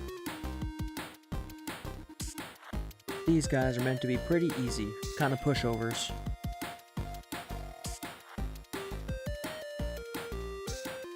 There we go. And then it's 2d6 plus... It's going to be 2d6 minus 2.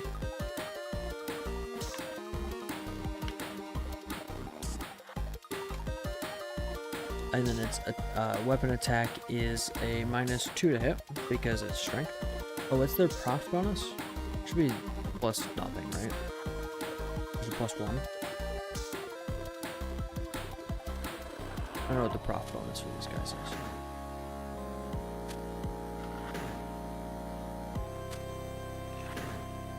Proficiency bonus is still plus 2. Oh, I'm looking at the wrong block. I guess it is plus 2. I don't know what changes that. I'm gonna be completely honest. And their AC is way too high. It's 14, right? I guess 14's right. Because they move quickly.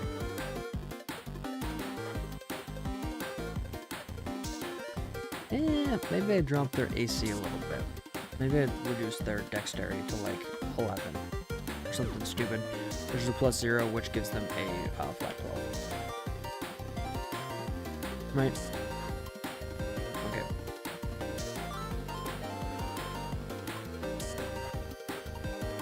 This is the end of like a lot of combat and stuff, so I don't want them to die.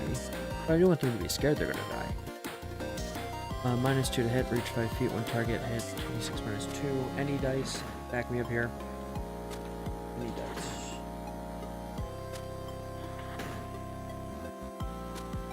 -2d6 -2.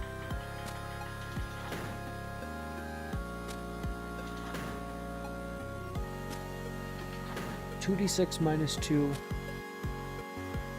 is an average of 5. Okay.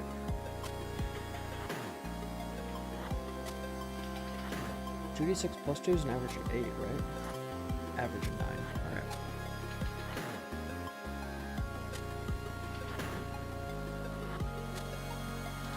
Uh, 2d6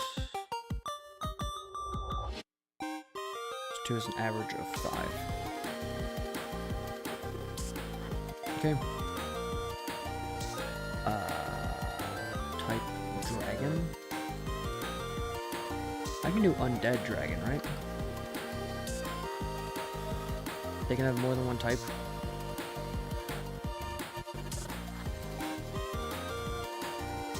If you can't, that's stupid, and I'm changing the rule, and I'm making my own rule where you can. Because why the hell couldn't something be both types?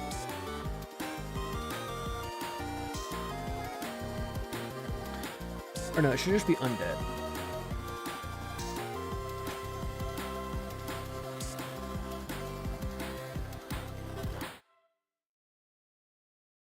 Yeah, they're just undead. Because they're not dragons at all, they're humanoids. Or they were humanoids.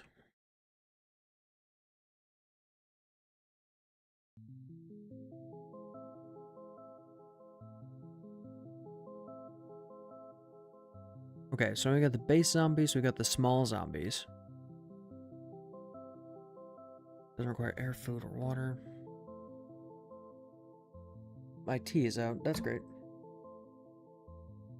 We got the spectral dragonborn priest. Points 54.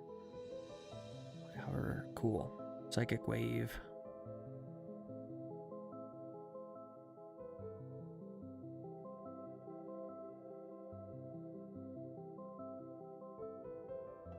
I like it. I think we're in a good spot. I need to recalculate the CR for this guy. Let me do that.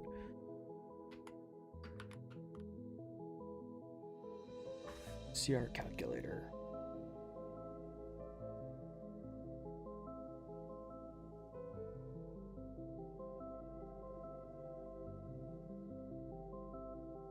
No, I don't want to calculate the XP based on CR. I want to calculate the actual CR. Okay, let me open a different program.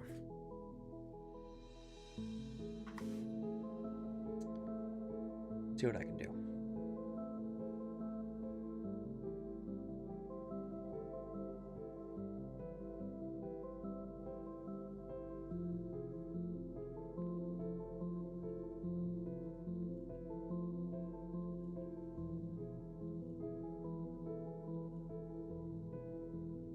Okay, it says I can fill stuff in. Oh.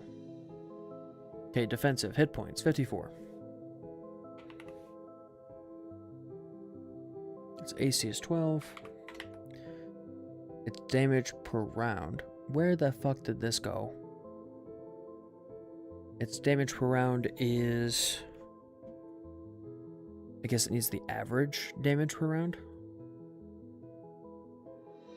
Which is 14 for the psychic wave attack and...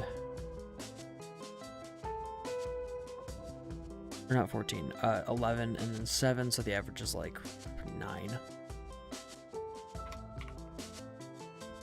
Attack bonus is save DC.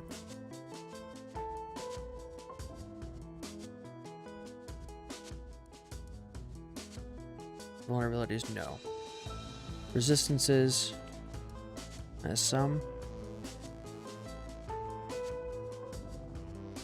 Flies and deals damage, yes. Save proficiency 0 to 2. Hit dice, it has 12d8. And its con is 10. Attack bonus is +5. Nope, not 56. Oh my gosh. Any of these features?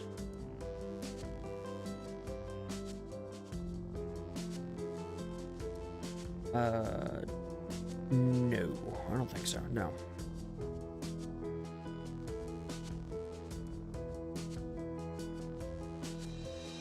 Challenge rating 3.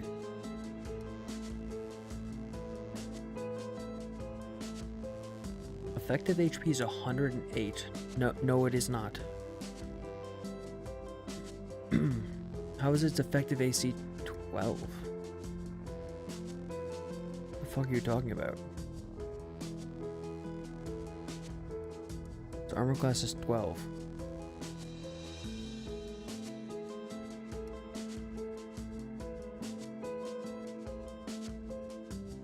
Oh, because it has resistances. I see.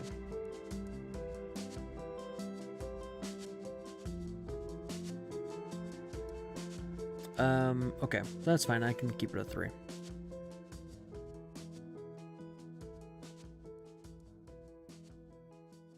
I see now.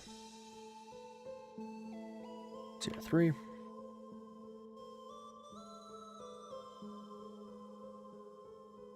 Cool. Now, we're going to take a quick break and I'll be right back.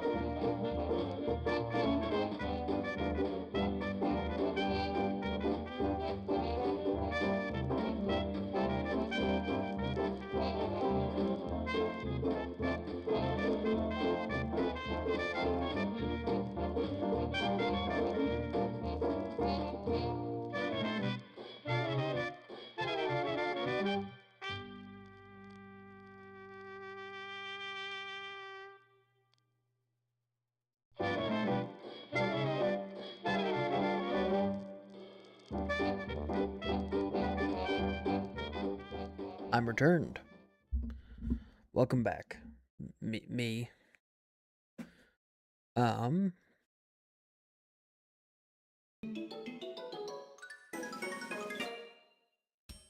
Okay.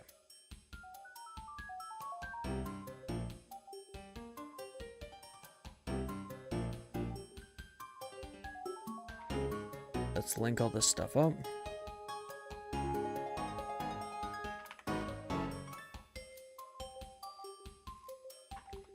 And then here I can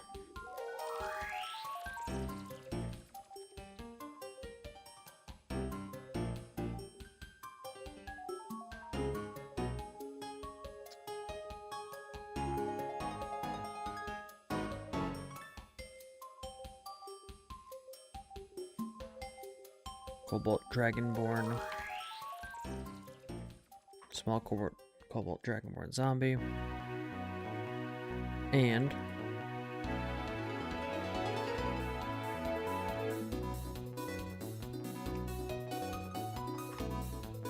a Spectral Cobalt Dragonborn Priest.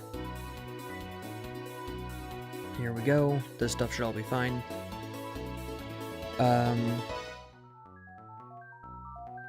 much XP is this good for? 125. So 825 XP for this final encounter. That should be fine.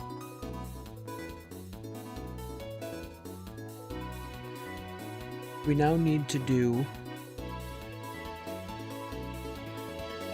some math.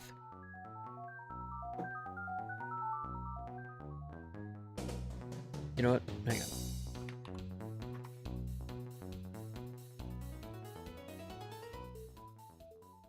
One of these is the one with the filter on it? This one.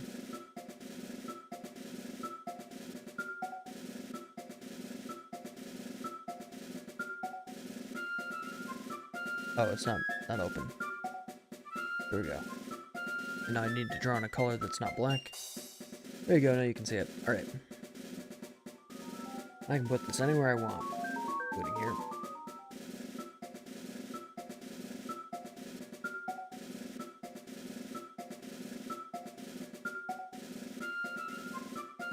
Can I pop out the stream and restream, or the chat? No? Okay.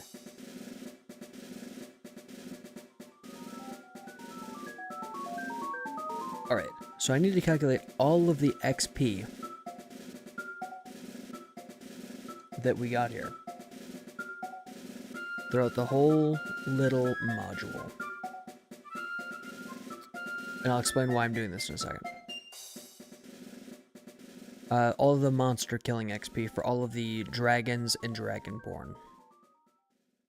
So 5 of these is 1,000.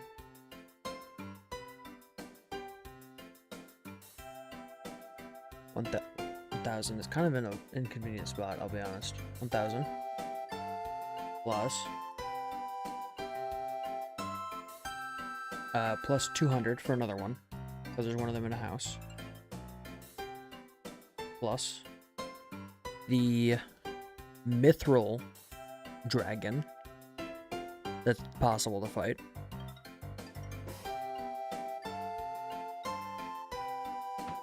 It was like a CR1, so that's 200 XP, if I'm not mistaken. Yeah, 200 more XP. Plus 825.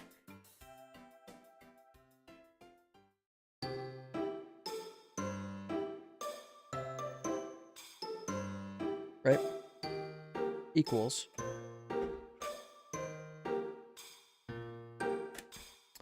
It's 2,225. I don't even need a calculator.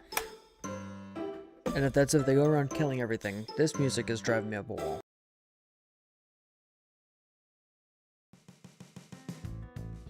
Right, because 400 plus 800 is 1,225. Yeah, so 2,225 XP for killing all of the... Oh, you can't even see it. Oh, damn. Can you see it now? Mr. Krabs. Can you see it now? There we go. 2,225 XP, which means that I need to assign an XP for exploration. I have 3 items that I need to design for specifically whenever I write stuff.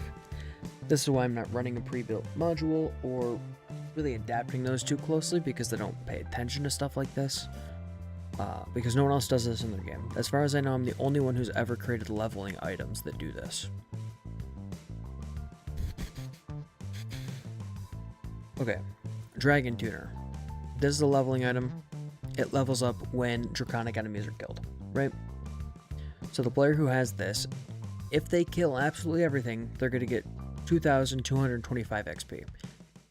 I need that to be exactly matched by fully exploring everything, which is what this gets. So if they clear all the locations, if they explore everything, and they visit all locations, that's 2,225 XP.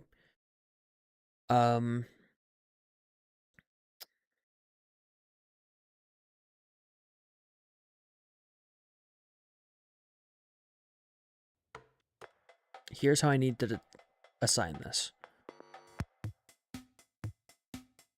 So exploring, I'm going to consider exploring to be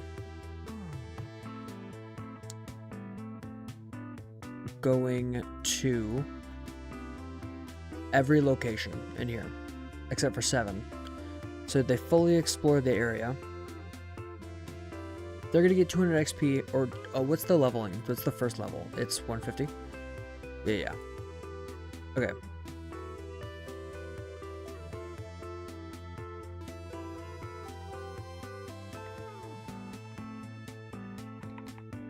I'm gonna add a note here. This, info, XP.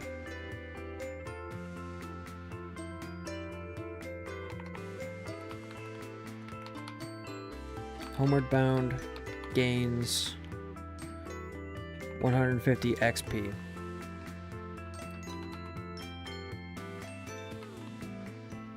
Let's just say like 200 XP. No, for visiting, let's eat up that 400 band. Okay, gains 400 XP. Right? That cool? I can't have them right next to each other. That's annoying. Okay, so Homeward Bound gains 400 XP for entering this area. So just stepping into the ruins gives them 400 XP for exploration bonus. That knocks out these two, right? We're good. Oh, actually, I'm just gonna take this off so that you can actually see. Whatever this does, blocking everything. Now,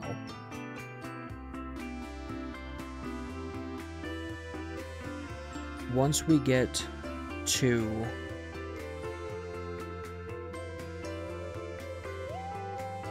exploring, should give them 1,000.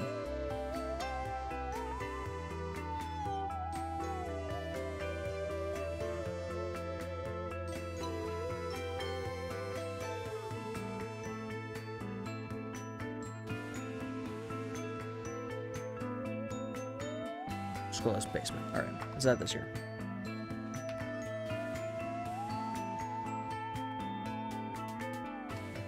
Info, XP.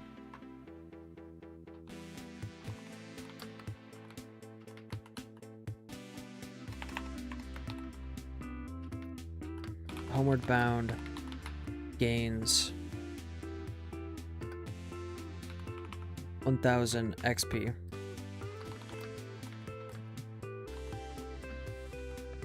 At the start of this room. If all areas except 7 were visited.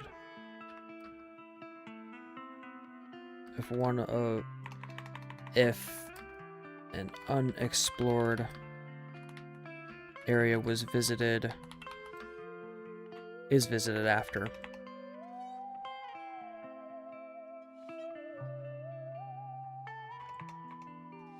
If the unexplored areas are visited after the fact, the XP is still earned.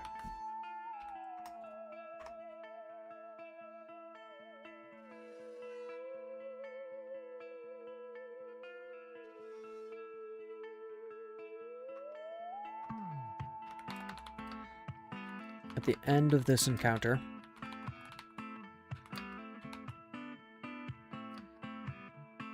if all areas have been fully explored and investigated.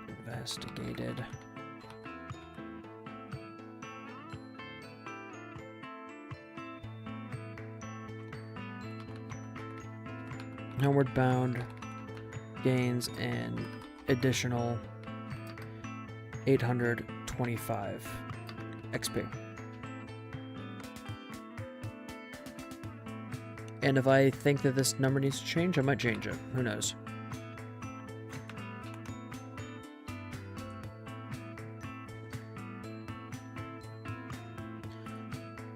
Let's jump back here. I want to see what they'll get if they actually get to 2000 XP. Level 4. That's a lot.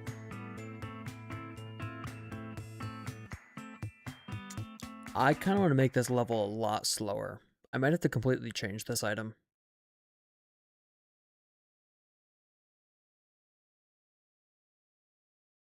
Okay, hang on.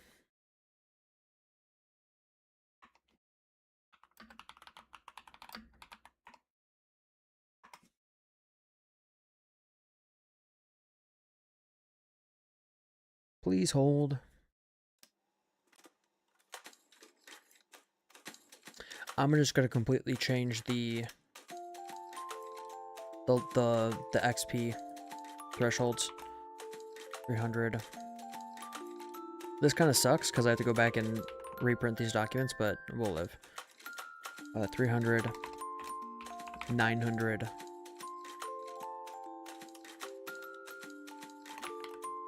2700.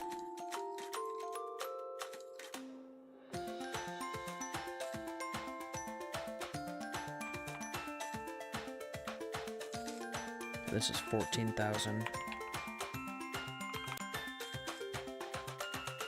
This is 23,000, right? Yep, 23,000. 34,000.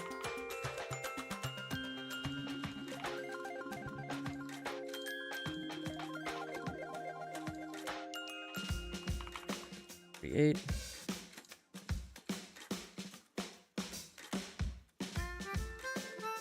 Level 10 is 64.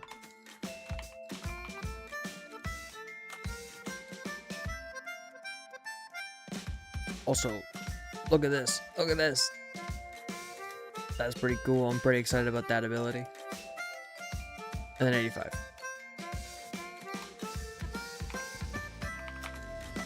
I need to do the same thing for the Dragon Tuner.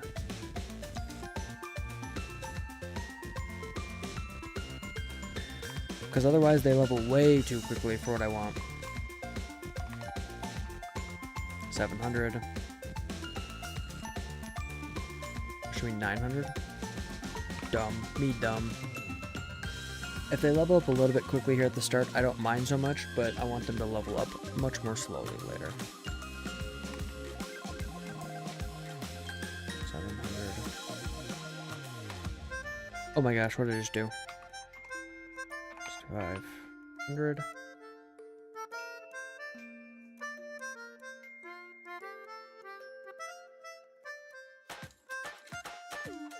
$14K.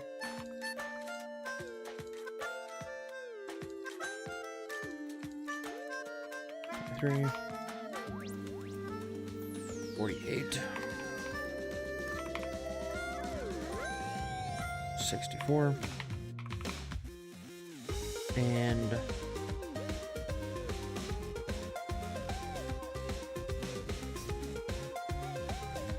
85. Okay.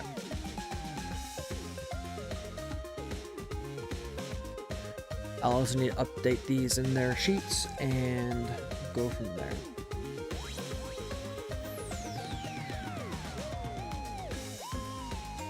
Alright. It's fine. So what level will they get to now by the end of the session? Oh, this is not right. Uh-oh. Oh, did I fuck it up real bad?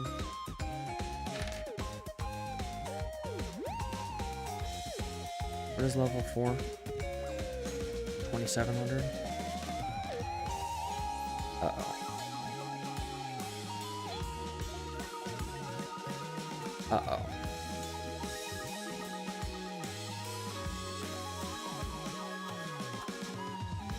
Oh, shit. And then 65.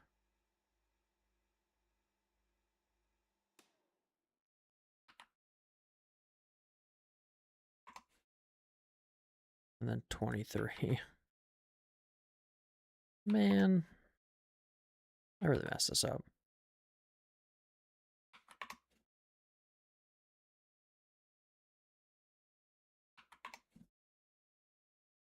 Wait. Oh my gosh. Really? Why am I such an idiot?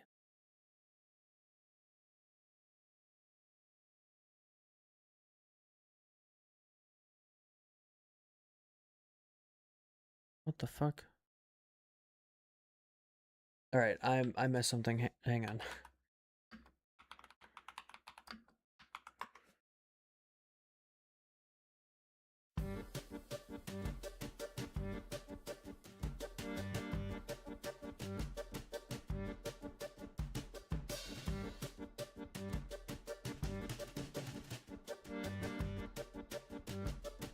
So level 4 is 27.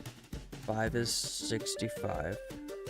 Then 14, then 23, then 34, then 48, then 64, then 85.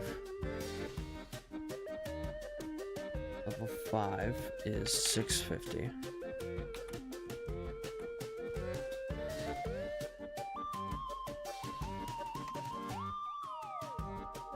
Level 6 is 1400, so that's wrong. Level 8 is 23. No, level 8 is 34. Where's 23? 23 is level 7. I see. 34. There we go. That should be it.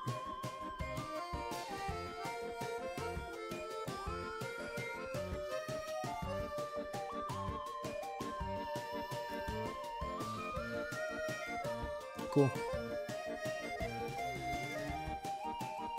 Yippee, we did it. So now they should get to level 3, which is their useless ability. Level 3 on both of these, it's not useless, but it's just very limited use. So like making a dragon shed light is probably not very good. Getting to cast Goodberry once a week, or Tiny Hut or Kurdish or Water once a week is not very good, but they can do it.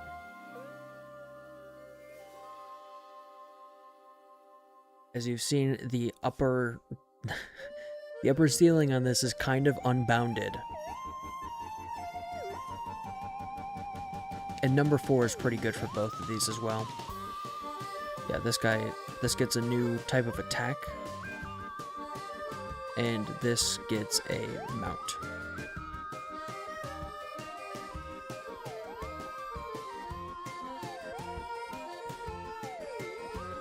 Okay.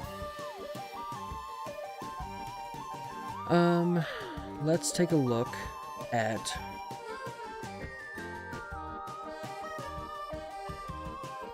the ruins. I want to add this as a location in here.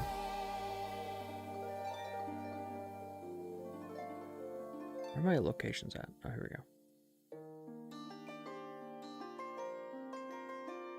Locations, this is a town or a city.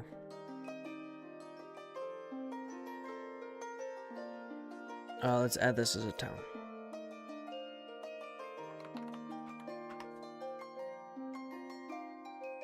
New note. Arthur Town.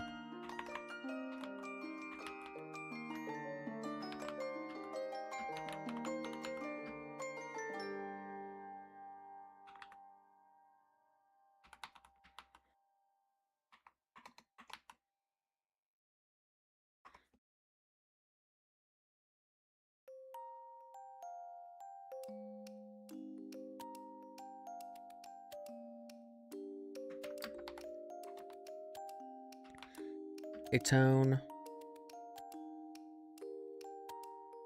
on the Rolixer Peninsula.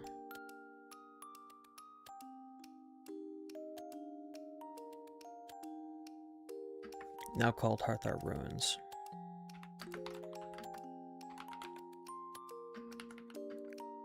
It was once a major hub for the Cobalt Dragonborn faction that ruled the region.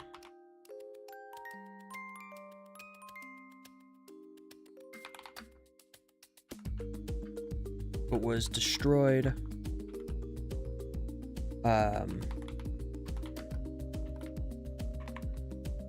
after the Great Serpent was bound. And the Twin Dragons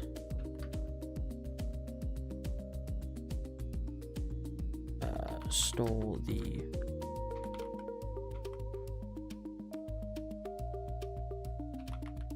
Eternal Flame. Not stole. Captured the Eternal Flame.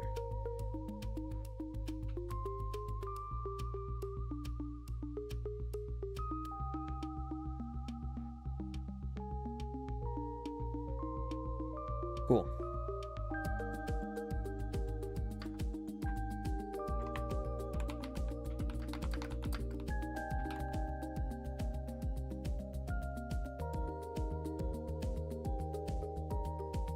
The Twin Dragons here are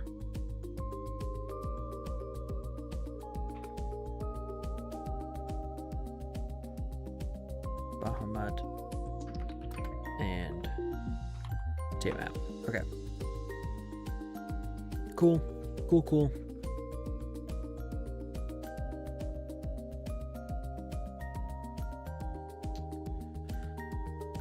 This is pretty good. I think we're complete here. We're in a good way. I am excited about all this.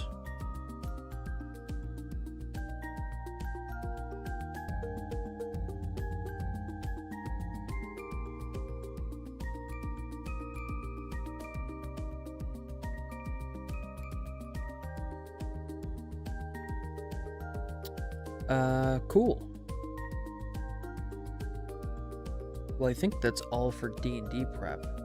I've got some stuff to do on my own.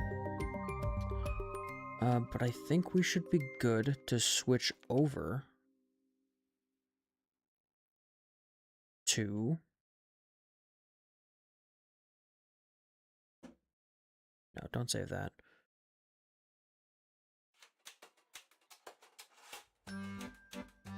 Let's switch over to Hollow Knight for a little bit.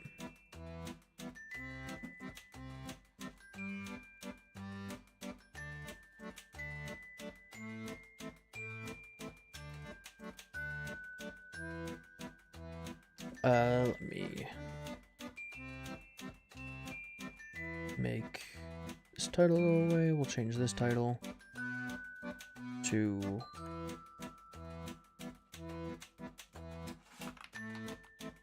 Pantheon 5, because that's what I'll be running.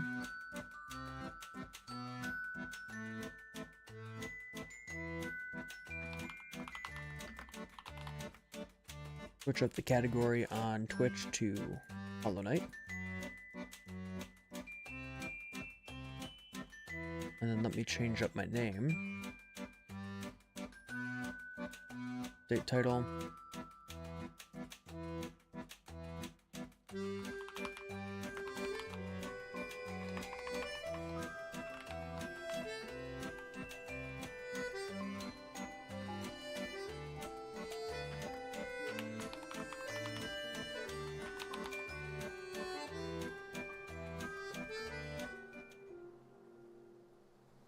Why does it say I'm offline?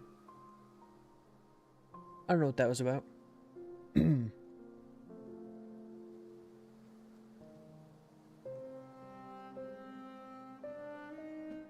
let me change my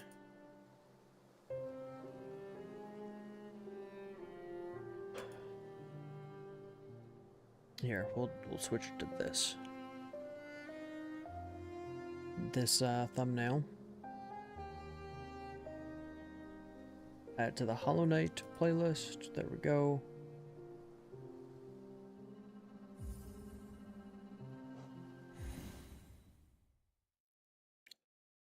We should be ready to go.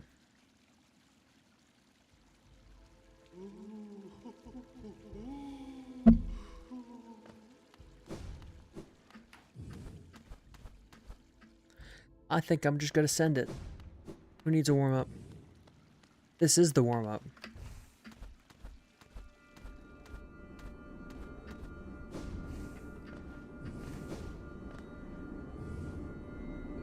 Time to Hollow Knight, baby. Time to Pantheon my 5.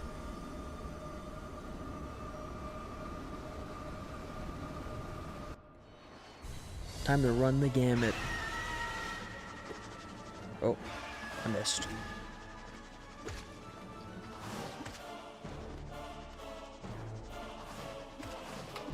Come on, these guys suck. Quit it.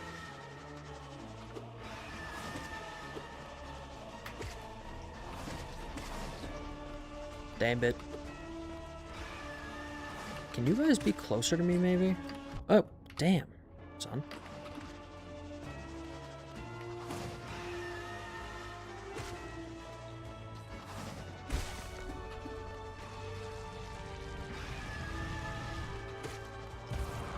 I can't see anything, game. Stop summoning shit. You asshole.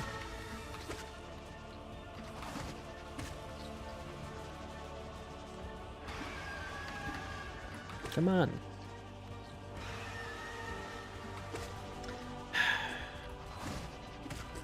This boss is fun.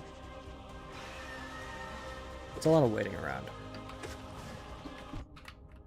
And mistiming your jumps because you're dumb. You specifically. Certainly not me. No, never me.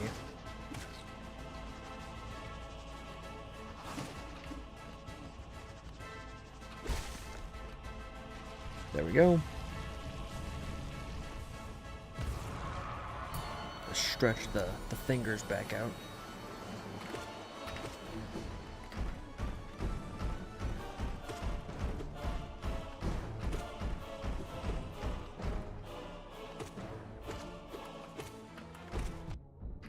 Oh my gosh. Hit me harder, why don't ya?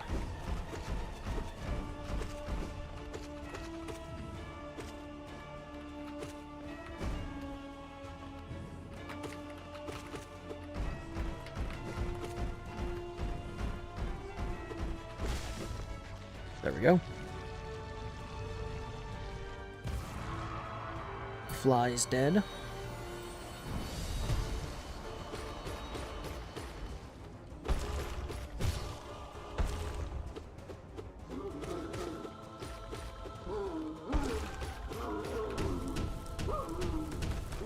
Oh my gosh, that's a lot of stuff.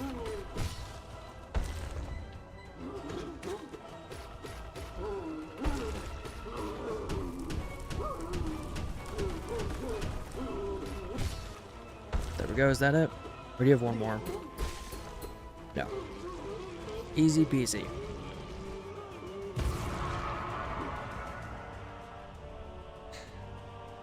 Yeah, now this guy.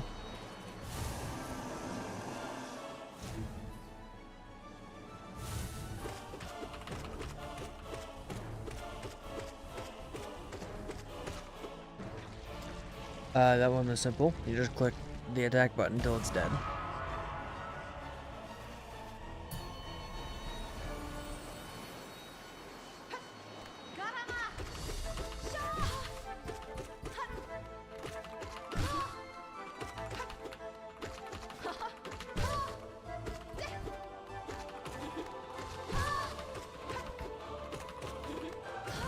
Have you considered giving up? I'd advise giving up.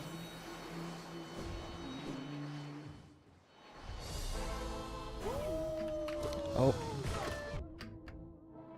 Damn, he gorbed me immediately. Come on, fucking Gorb man.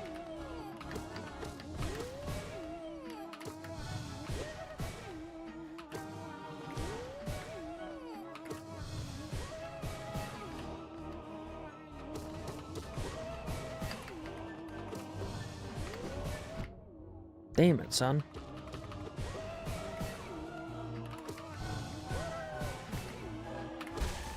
Okay, heal me.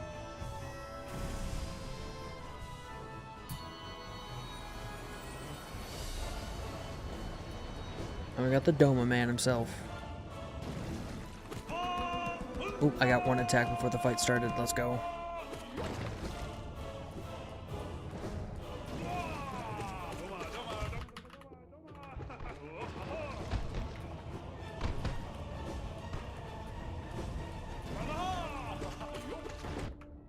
Shit, he hit me. Phase 2.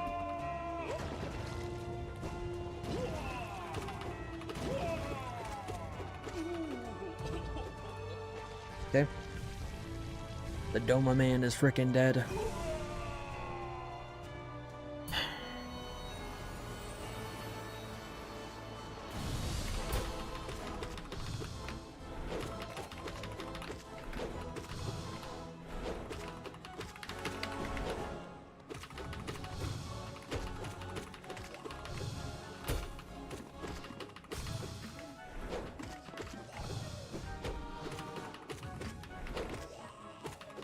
Come on. Be dead now. Thank you.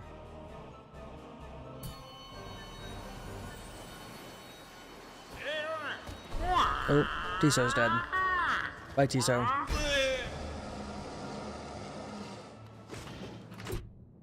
Oh my gosh, I got hit.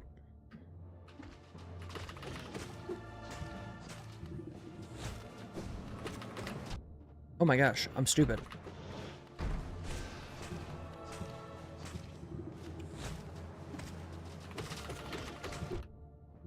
I keep getting hit by his claws. My thumb is showing.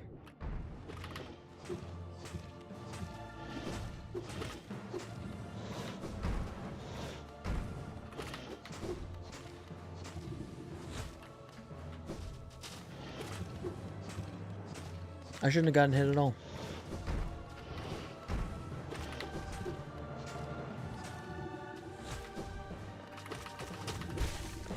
Okay, that's fine.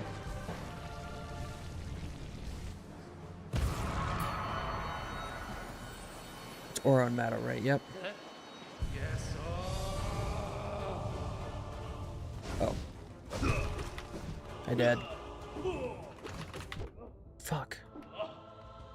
Forgot that dad is so mean.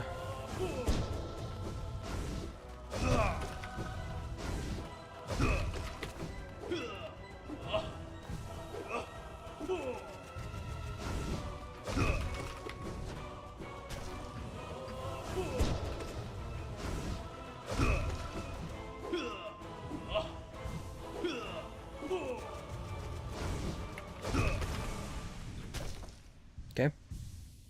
Other dads here.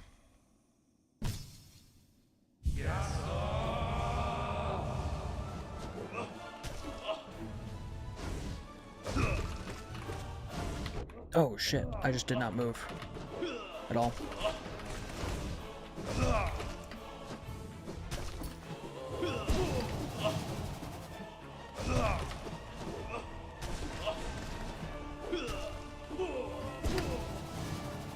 Oh, I thought you were the other brother that attacks me from a range. I suppose not.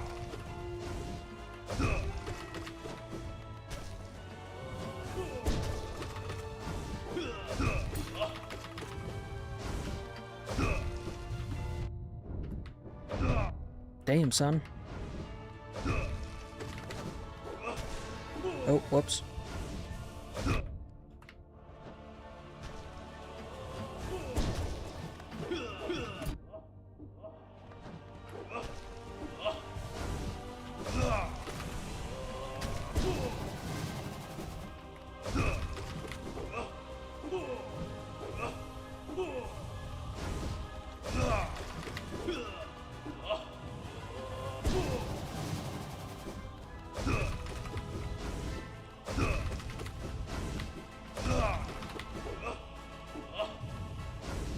Dad.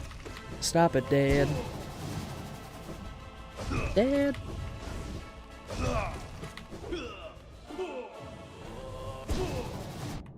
Shit. There we go. And next we get a bench, so I don't really need to worry. Now I gotta remember not to sit on the bench after I get lifeblood like last time.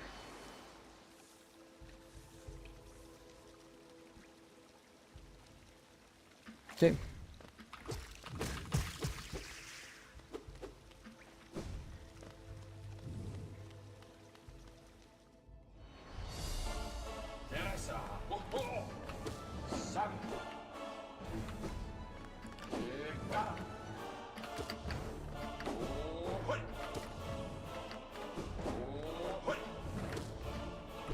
Come on.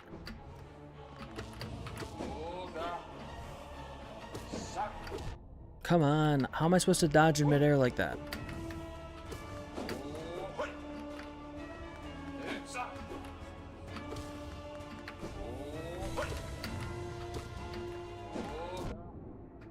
Come on.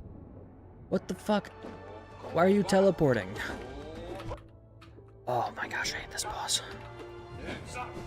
This boss is so annoying. Oh my gosh, I'm actually throwing. I've lost like 7 masks.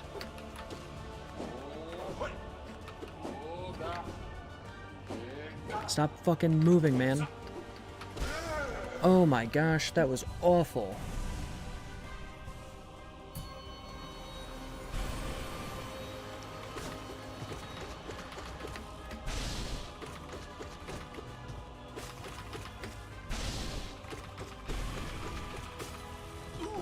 There we go. Heal up.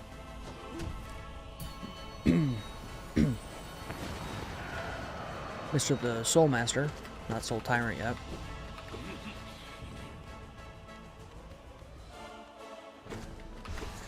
Off to his bullshit phase 1.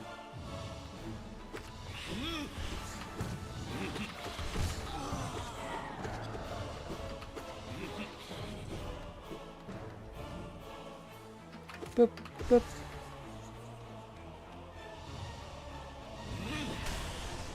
Okay.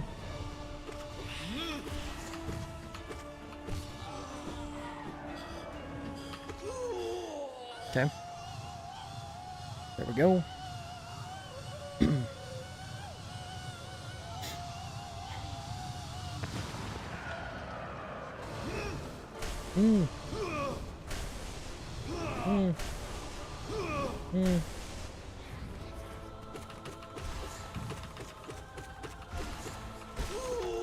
Okay, there we go. Soul Master is dead. Who's next? Oh, the obbles. Vecker.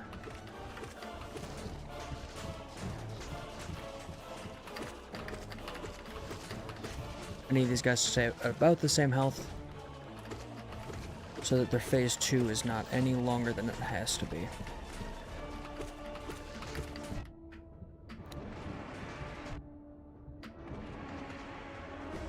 Okay, now he's gonna get all pissy with me. Throw a fucking tantrum. Oh my gosh.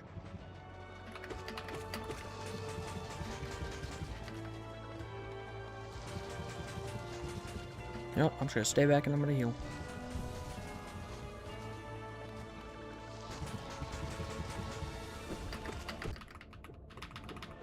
There we go. Enough for government work.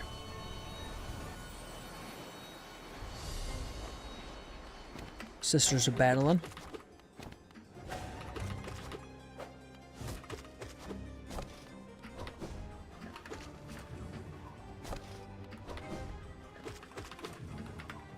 Oh my gosh. For real?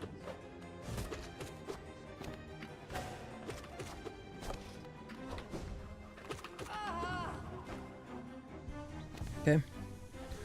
Now they're gonna grumpy with me.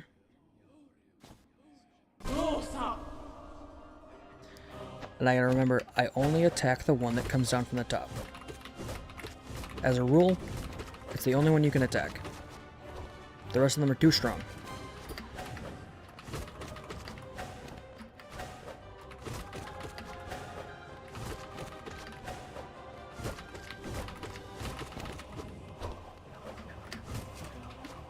Shit.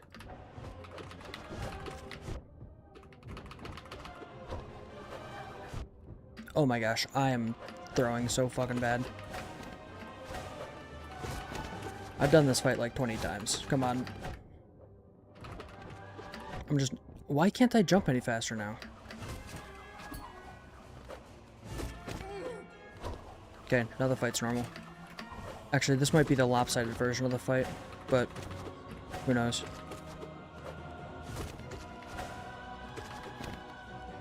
No, I think it's the symmetrical version.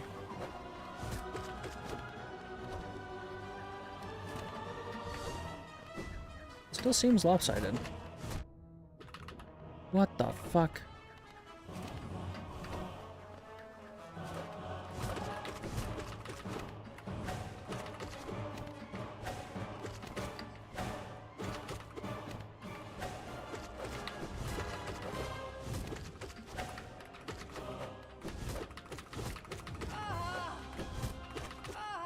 Okay, that was weird.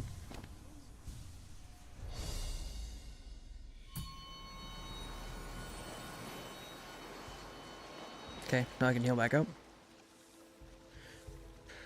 Come on, get here. Oh, there's still one I'm missing.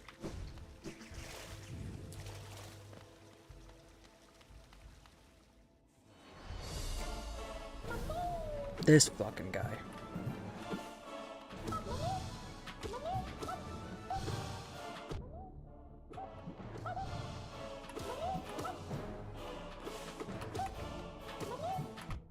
Oh my gosh, I forget that he can charge right through your attacks.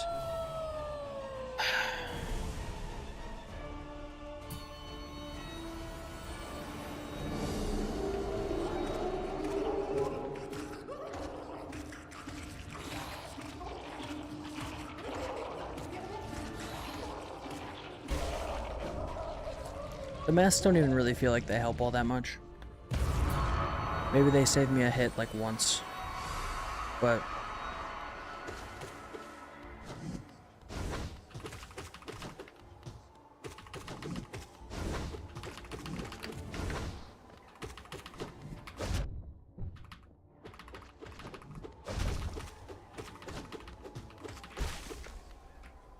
okay. Oh, I actually didn't need to heal there. I was already at full. Because legally I didn't die. Legally. Okay, this guy is fucking awful. I hate this fight. Oh my gosh, I forget about how bad this fight is.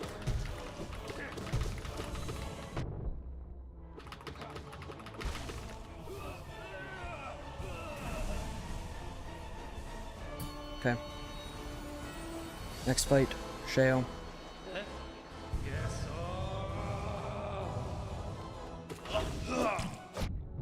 Is this fight different? This fight feels different.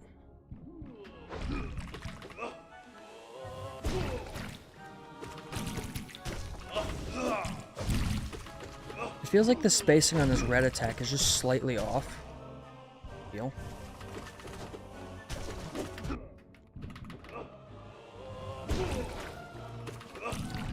Oh my gosh, for really?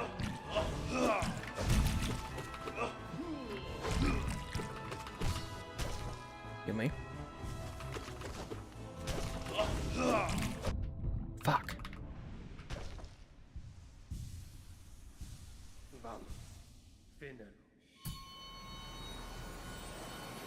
Okay. We get back to full soul. Grab the extra masks here.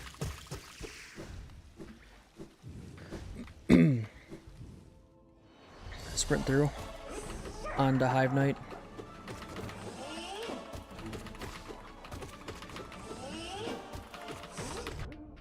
Shit.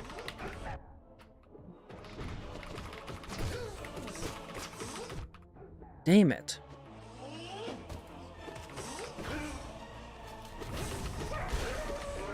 Fucking beaming. Am I still getting beezed? No, no beezed.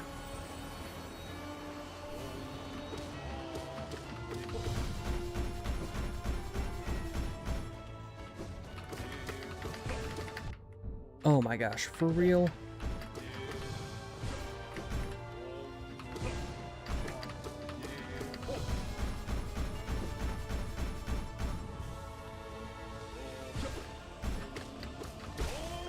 Okay.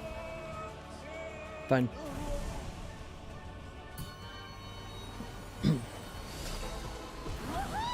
This fight is so long. This whole deal is just too much. Too much fighting.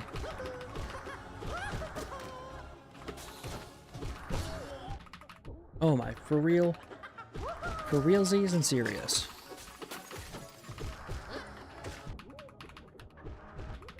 Why are you inside of me, friend?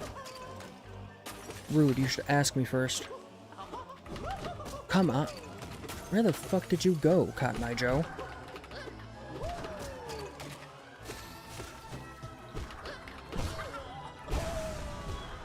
Jeebus, Christmas.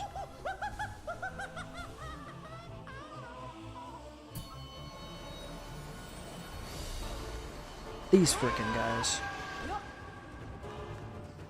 When do I hit you? I forget.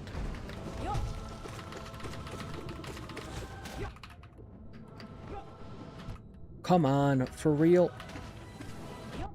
This is fucking bullshit.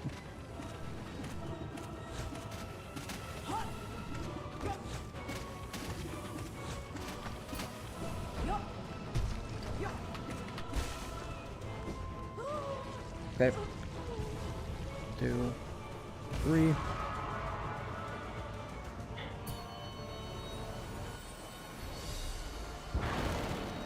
Grim. Hi, Grim. Okay. He's gonna do his puffball attack.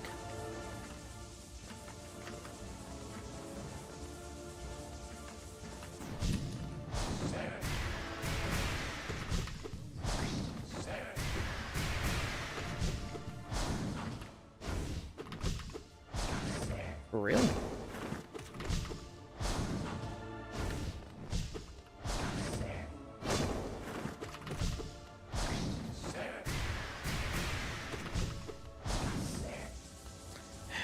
Okay.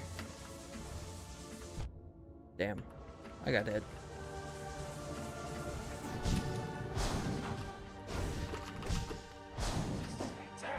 Oh, and then he's gonna do his fireballs, right?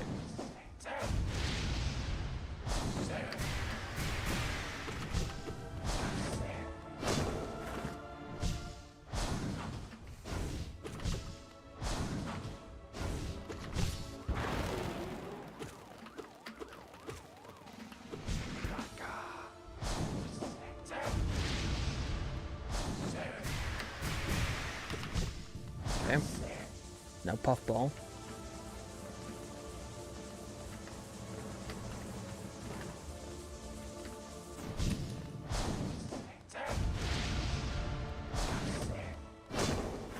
Oh, my headphones are about to die. Well, let's hope that doesn't happen before the fight ends.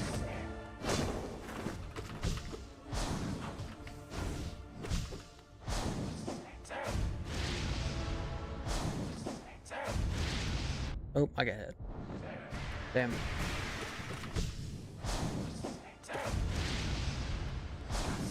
Oh my gosh. This fight is just kind of annoying.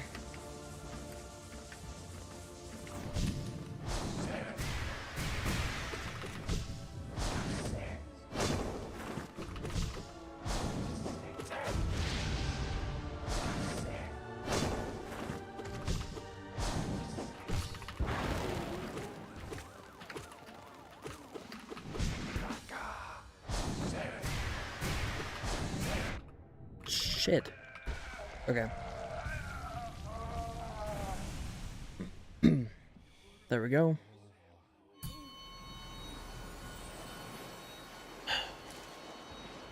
Alright, now here's where things start getting difficult. All of that was easy.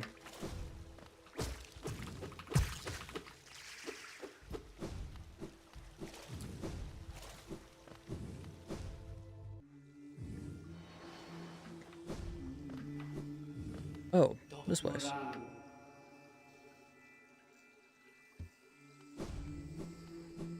This is, what was her name?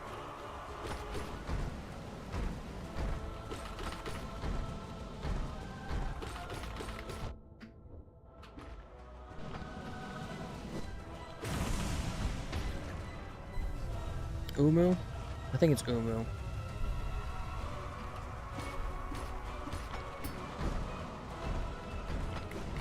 Oh my gosh, for real? Why you jump?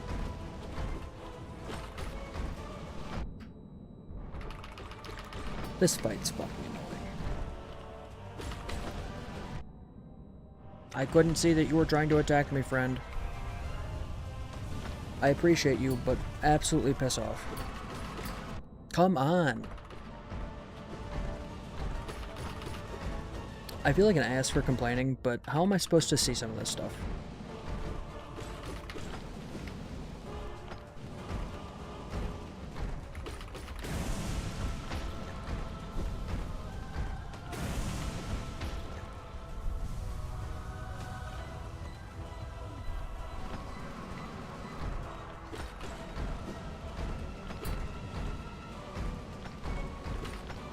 Oh my gosh. Come on, I thought I was dodging. I thought I was dodging, buddy.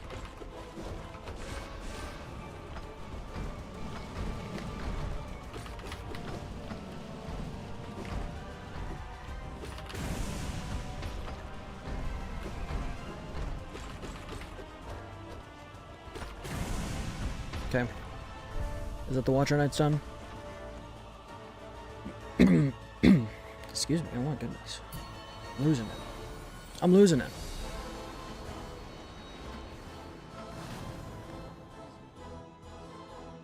This fight is... I don't know if you know this. This fight is incredibly difficult.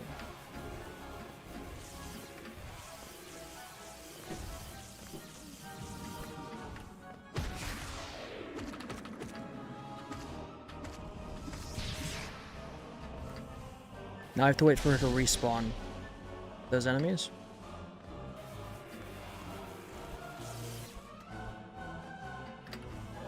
And I need to actually make it over there. I need her to show up here. That didn't hurt her. For some weird fucking reason. How did I die? How did I get hurt? What the fuck?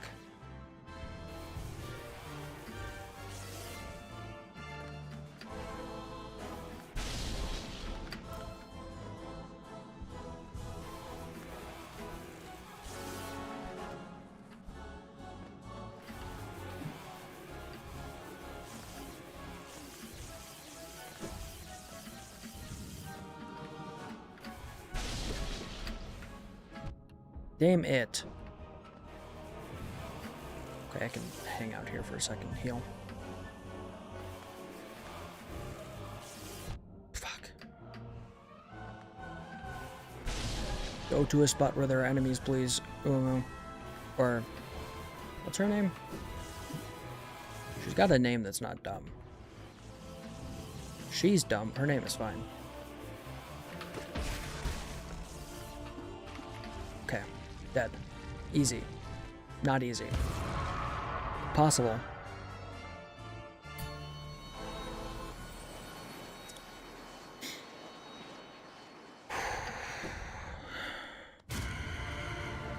Yes, hello.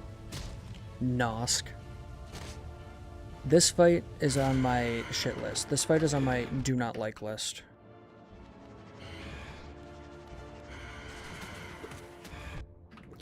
For real, I was trying to hit that thing.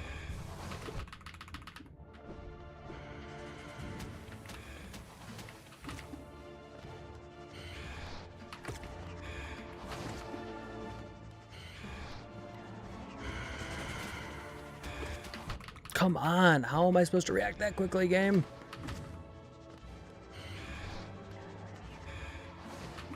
And give the boss less health next time. I can't fucking do anything.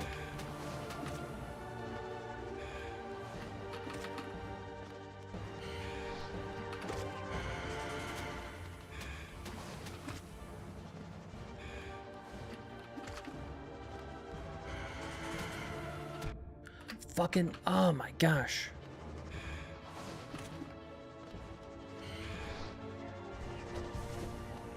Yep. Oh my god, what the? No, I couldn't see. Oh my gosh, dude, this fight just fucking kills me. Constantly. Constantly I am dead.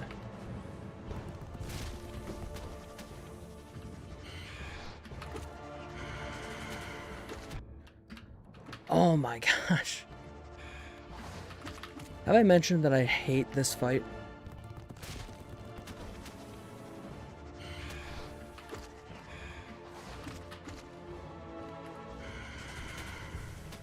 Because I routinely do not know how to react.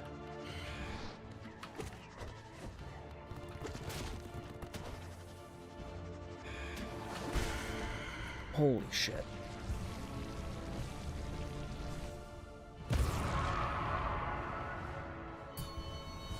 Okay, I got one more mask out of my healing.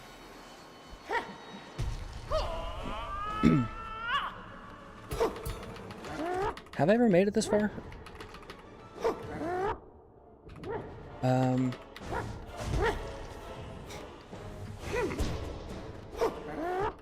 Oh my gosh. Wheelie?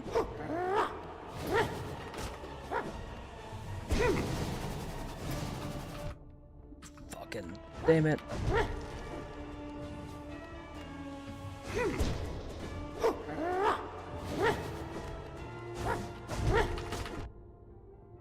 Okay, I'm probably just dead. Yeah. That's rough. That's really rough. I need to practice the shadow fight. Or not the shadow fight. I'm losing it.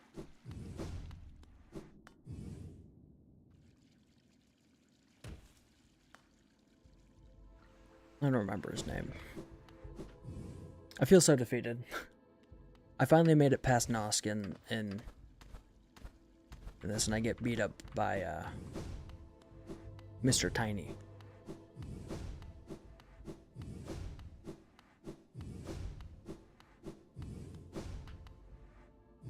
Sly, that's his name.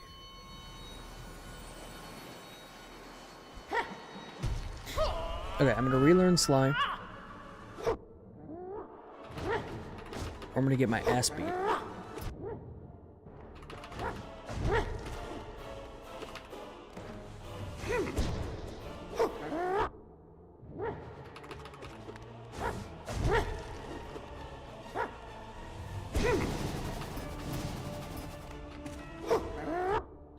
Come on, how is his attack range so low? I can't move fast enough, game. Unless I start out of his range. Oh my gosh, oh my gosh.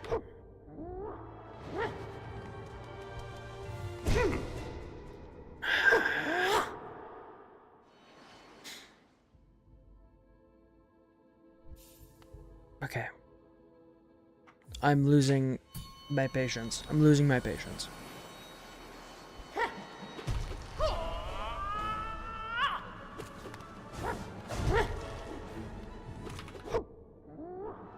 So that if you don't read perfectly what's going to happen, that's my issue with a lot of the Nail Sage fights. If you don't read their attack before it happens, you just get hit.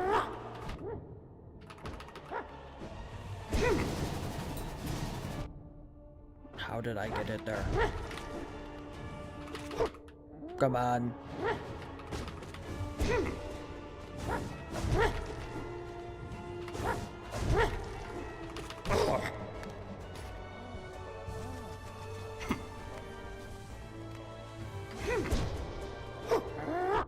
Come on. I could have swore I was out of the range for that.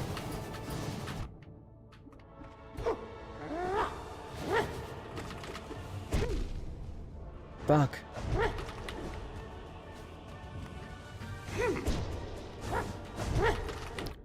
Come on.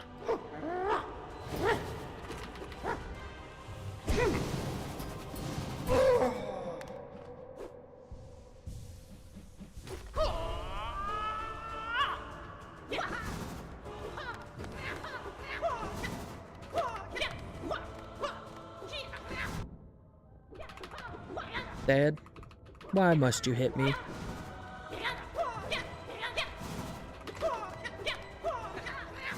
Come on, man. That was luck. Okay. I will practice this fight again some more to get it back in my hands. I want to see if... Am I even close to the end of the Pantheon?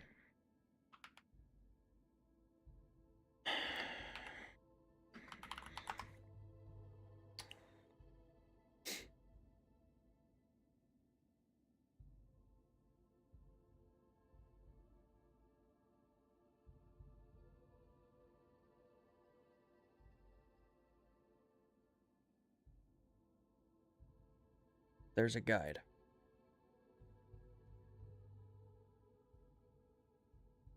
That wasn't even the end of that section. I still have 1, 2, 3, 4, 5, 6, 7, 8, 9, 10, 11, 12, 13 more bosses to go.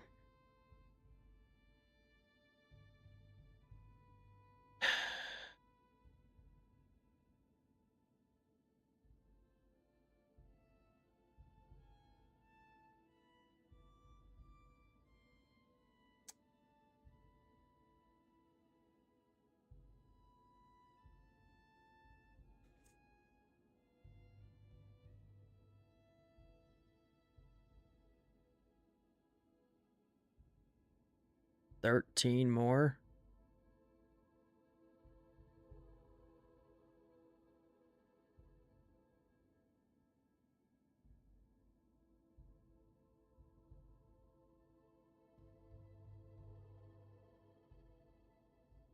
I haven't even got to some of the hardest ones yet.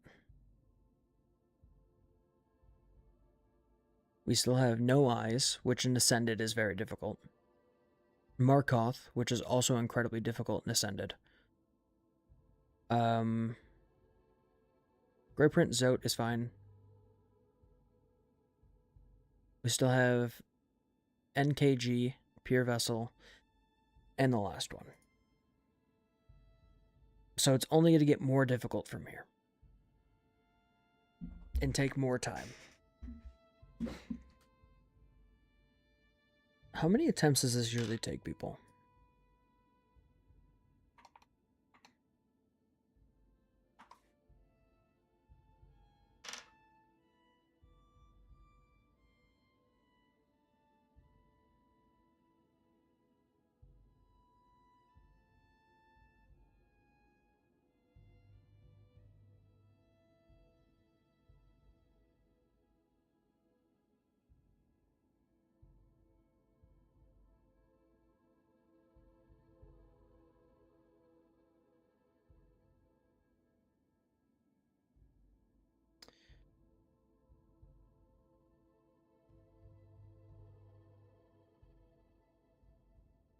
It was saying 15 hours of attempts.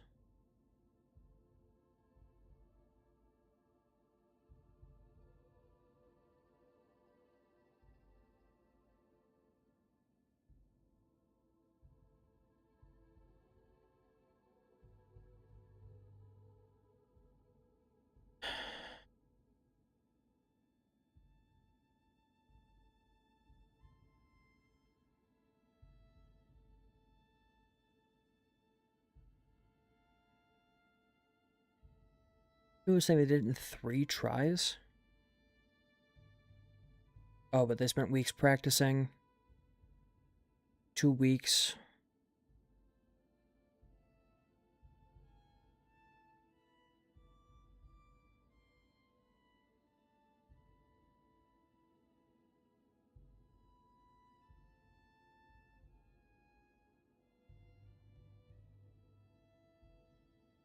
10 hours.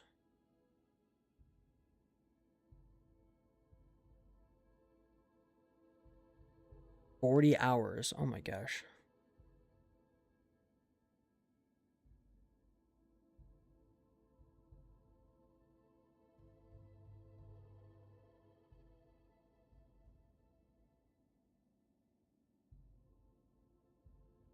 $40 hours. Holy shit. All right.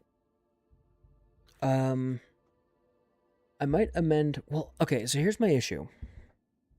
I don't want to do Silksong while I'm playing Hollow Knight because the control schemes are different. I'm worried that if I play Silksong, one, I'm just worried that I'll just give up on P5. I'm also worried that if I'm playing a separate game, the controls are going to get wonky. The art styles are similar, so it's not going to like trigger the, or it might trigger the same spots in my brain, right?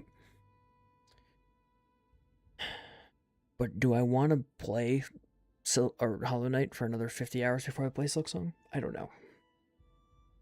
Maybe this will be what I do in, we'll just keep it to Hollow Knight P5 for like a few months.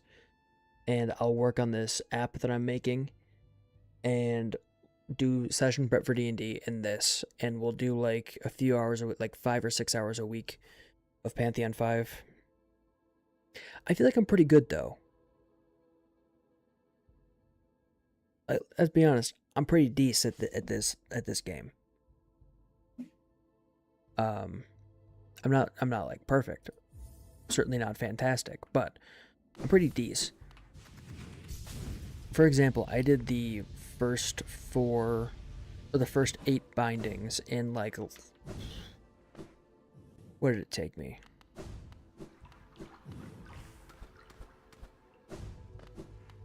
15 attempts between all 8 of these, so it wasn't bad. I mean, I did all of the last ones in like an hour or something on stream, so if I can do this, if I can dodge a wrench, I can fucking dodge a ball. I should gotta be practicing every day. It's gonna make me upset.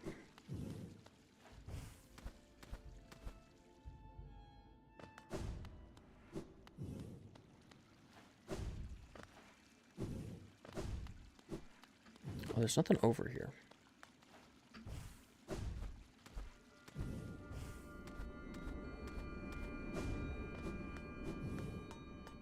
Can you jump off the edge? Where do you go?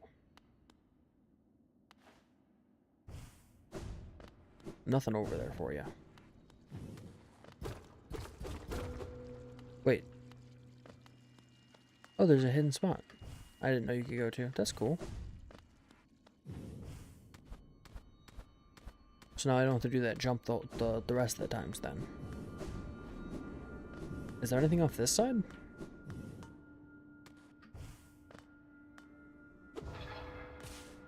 Oh, what is this? A new bench. Oh, is this so I can get here quicker? Yes, it is.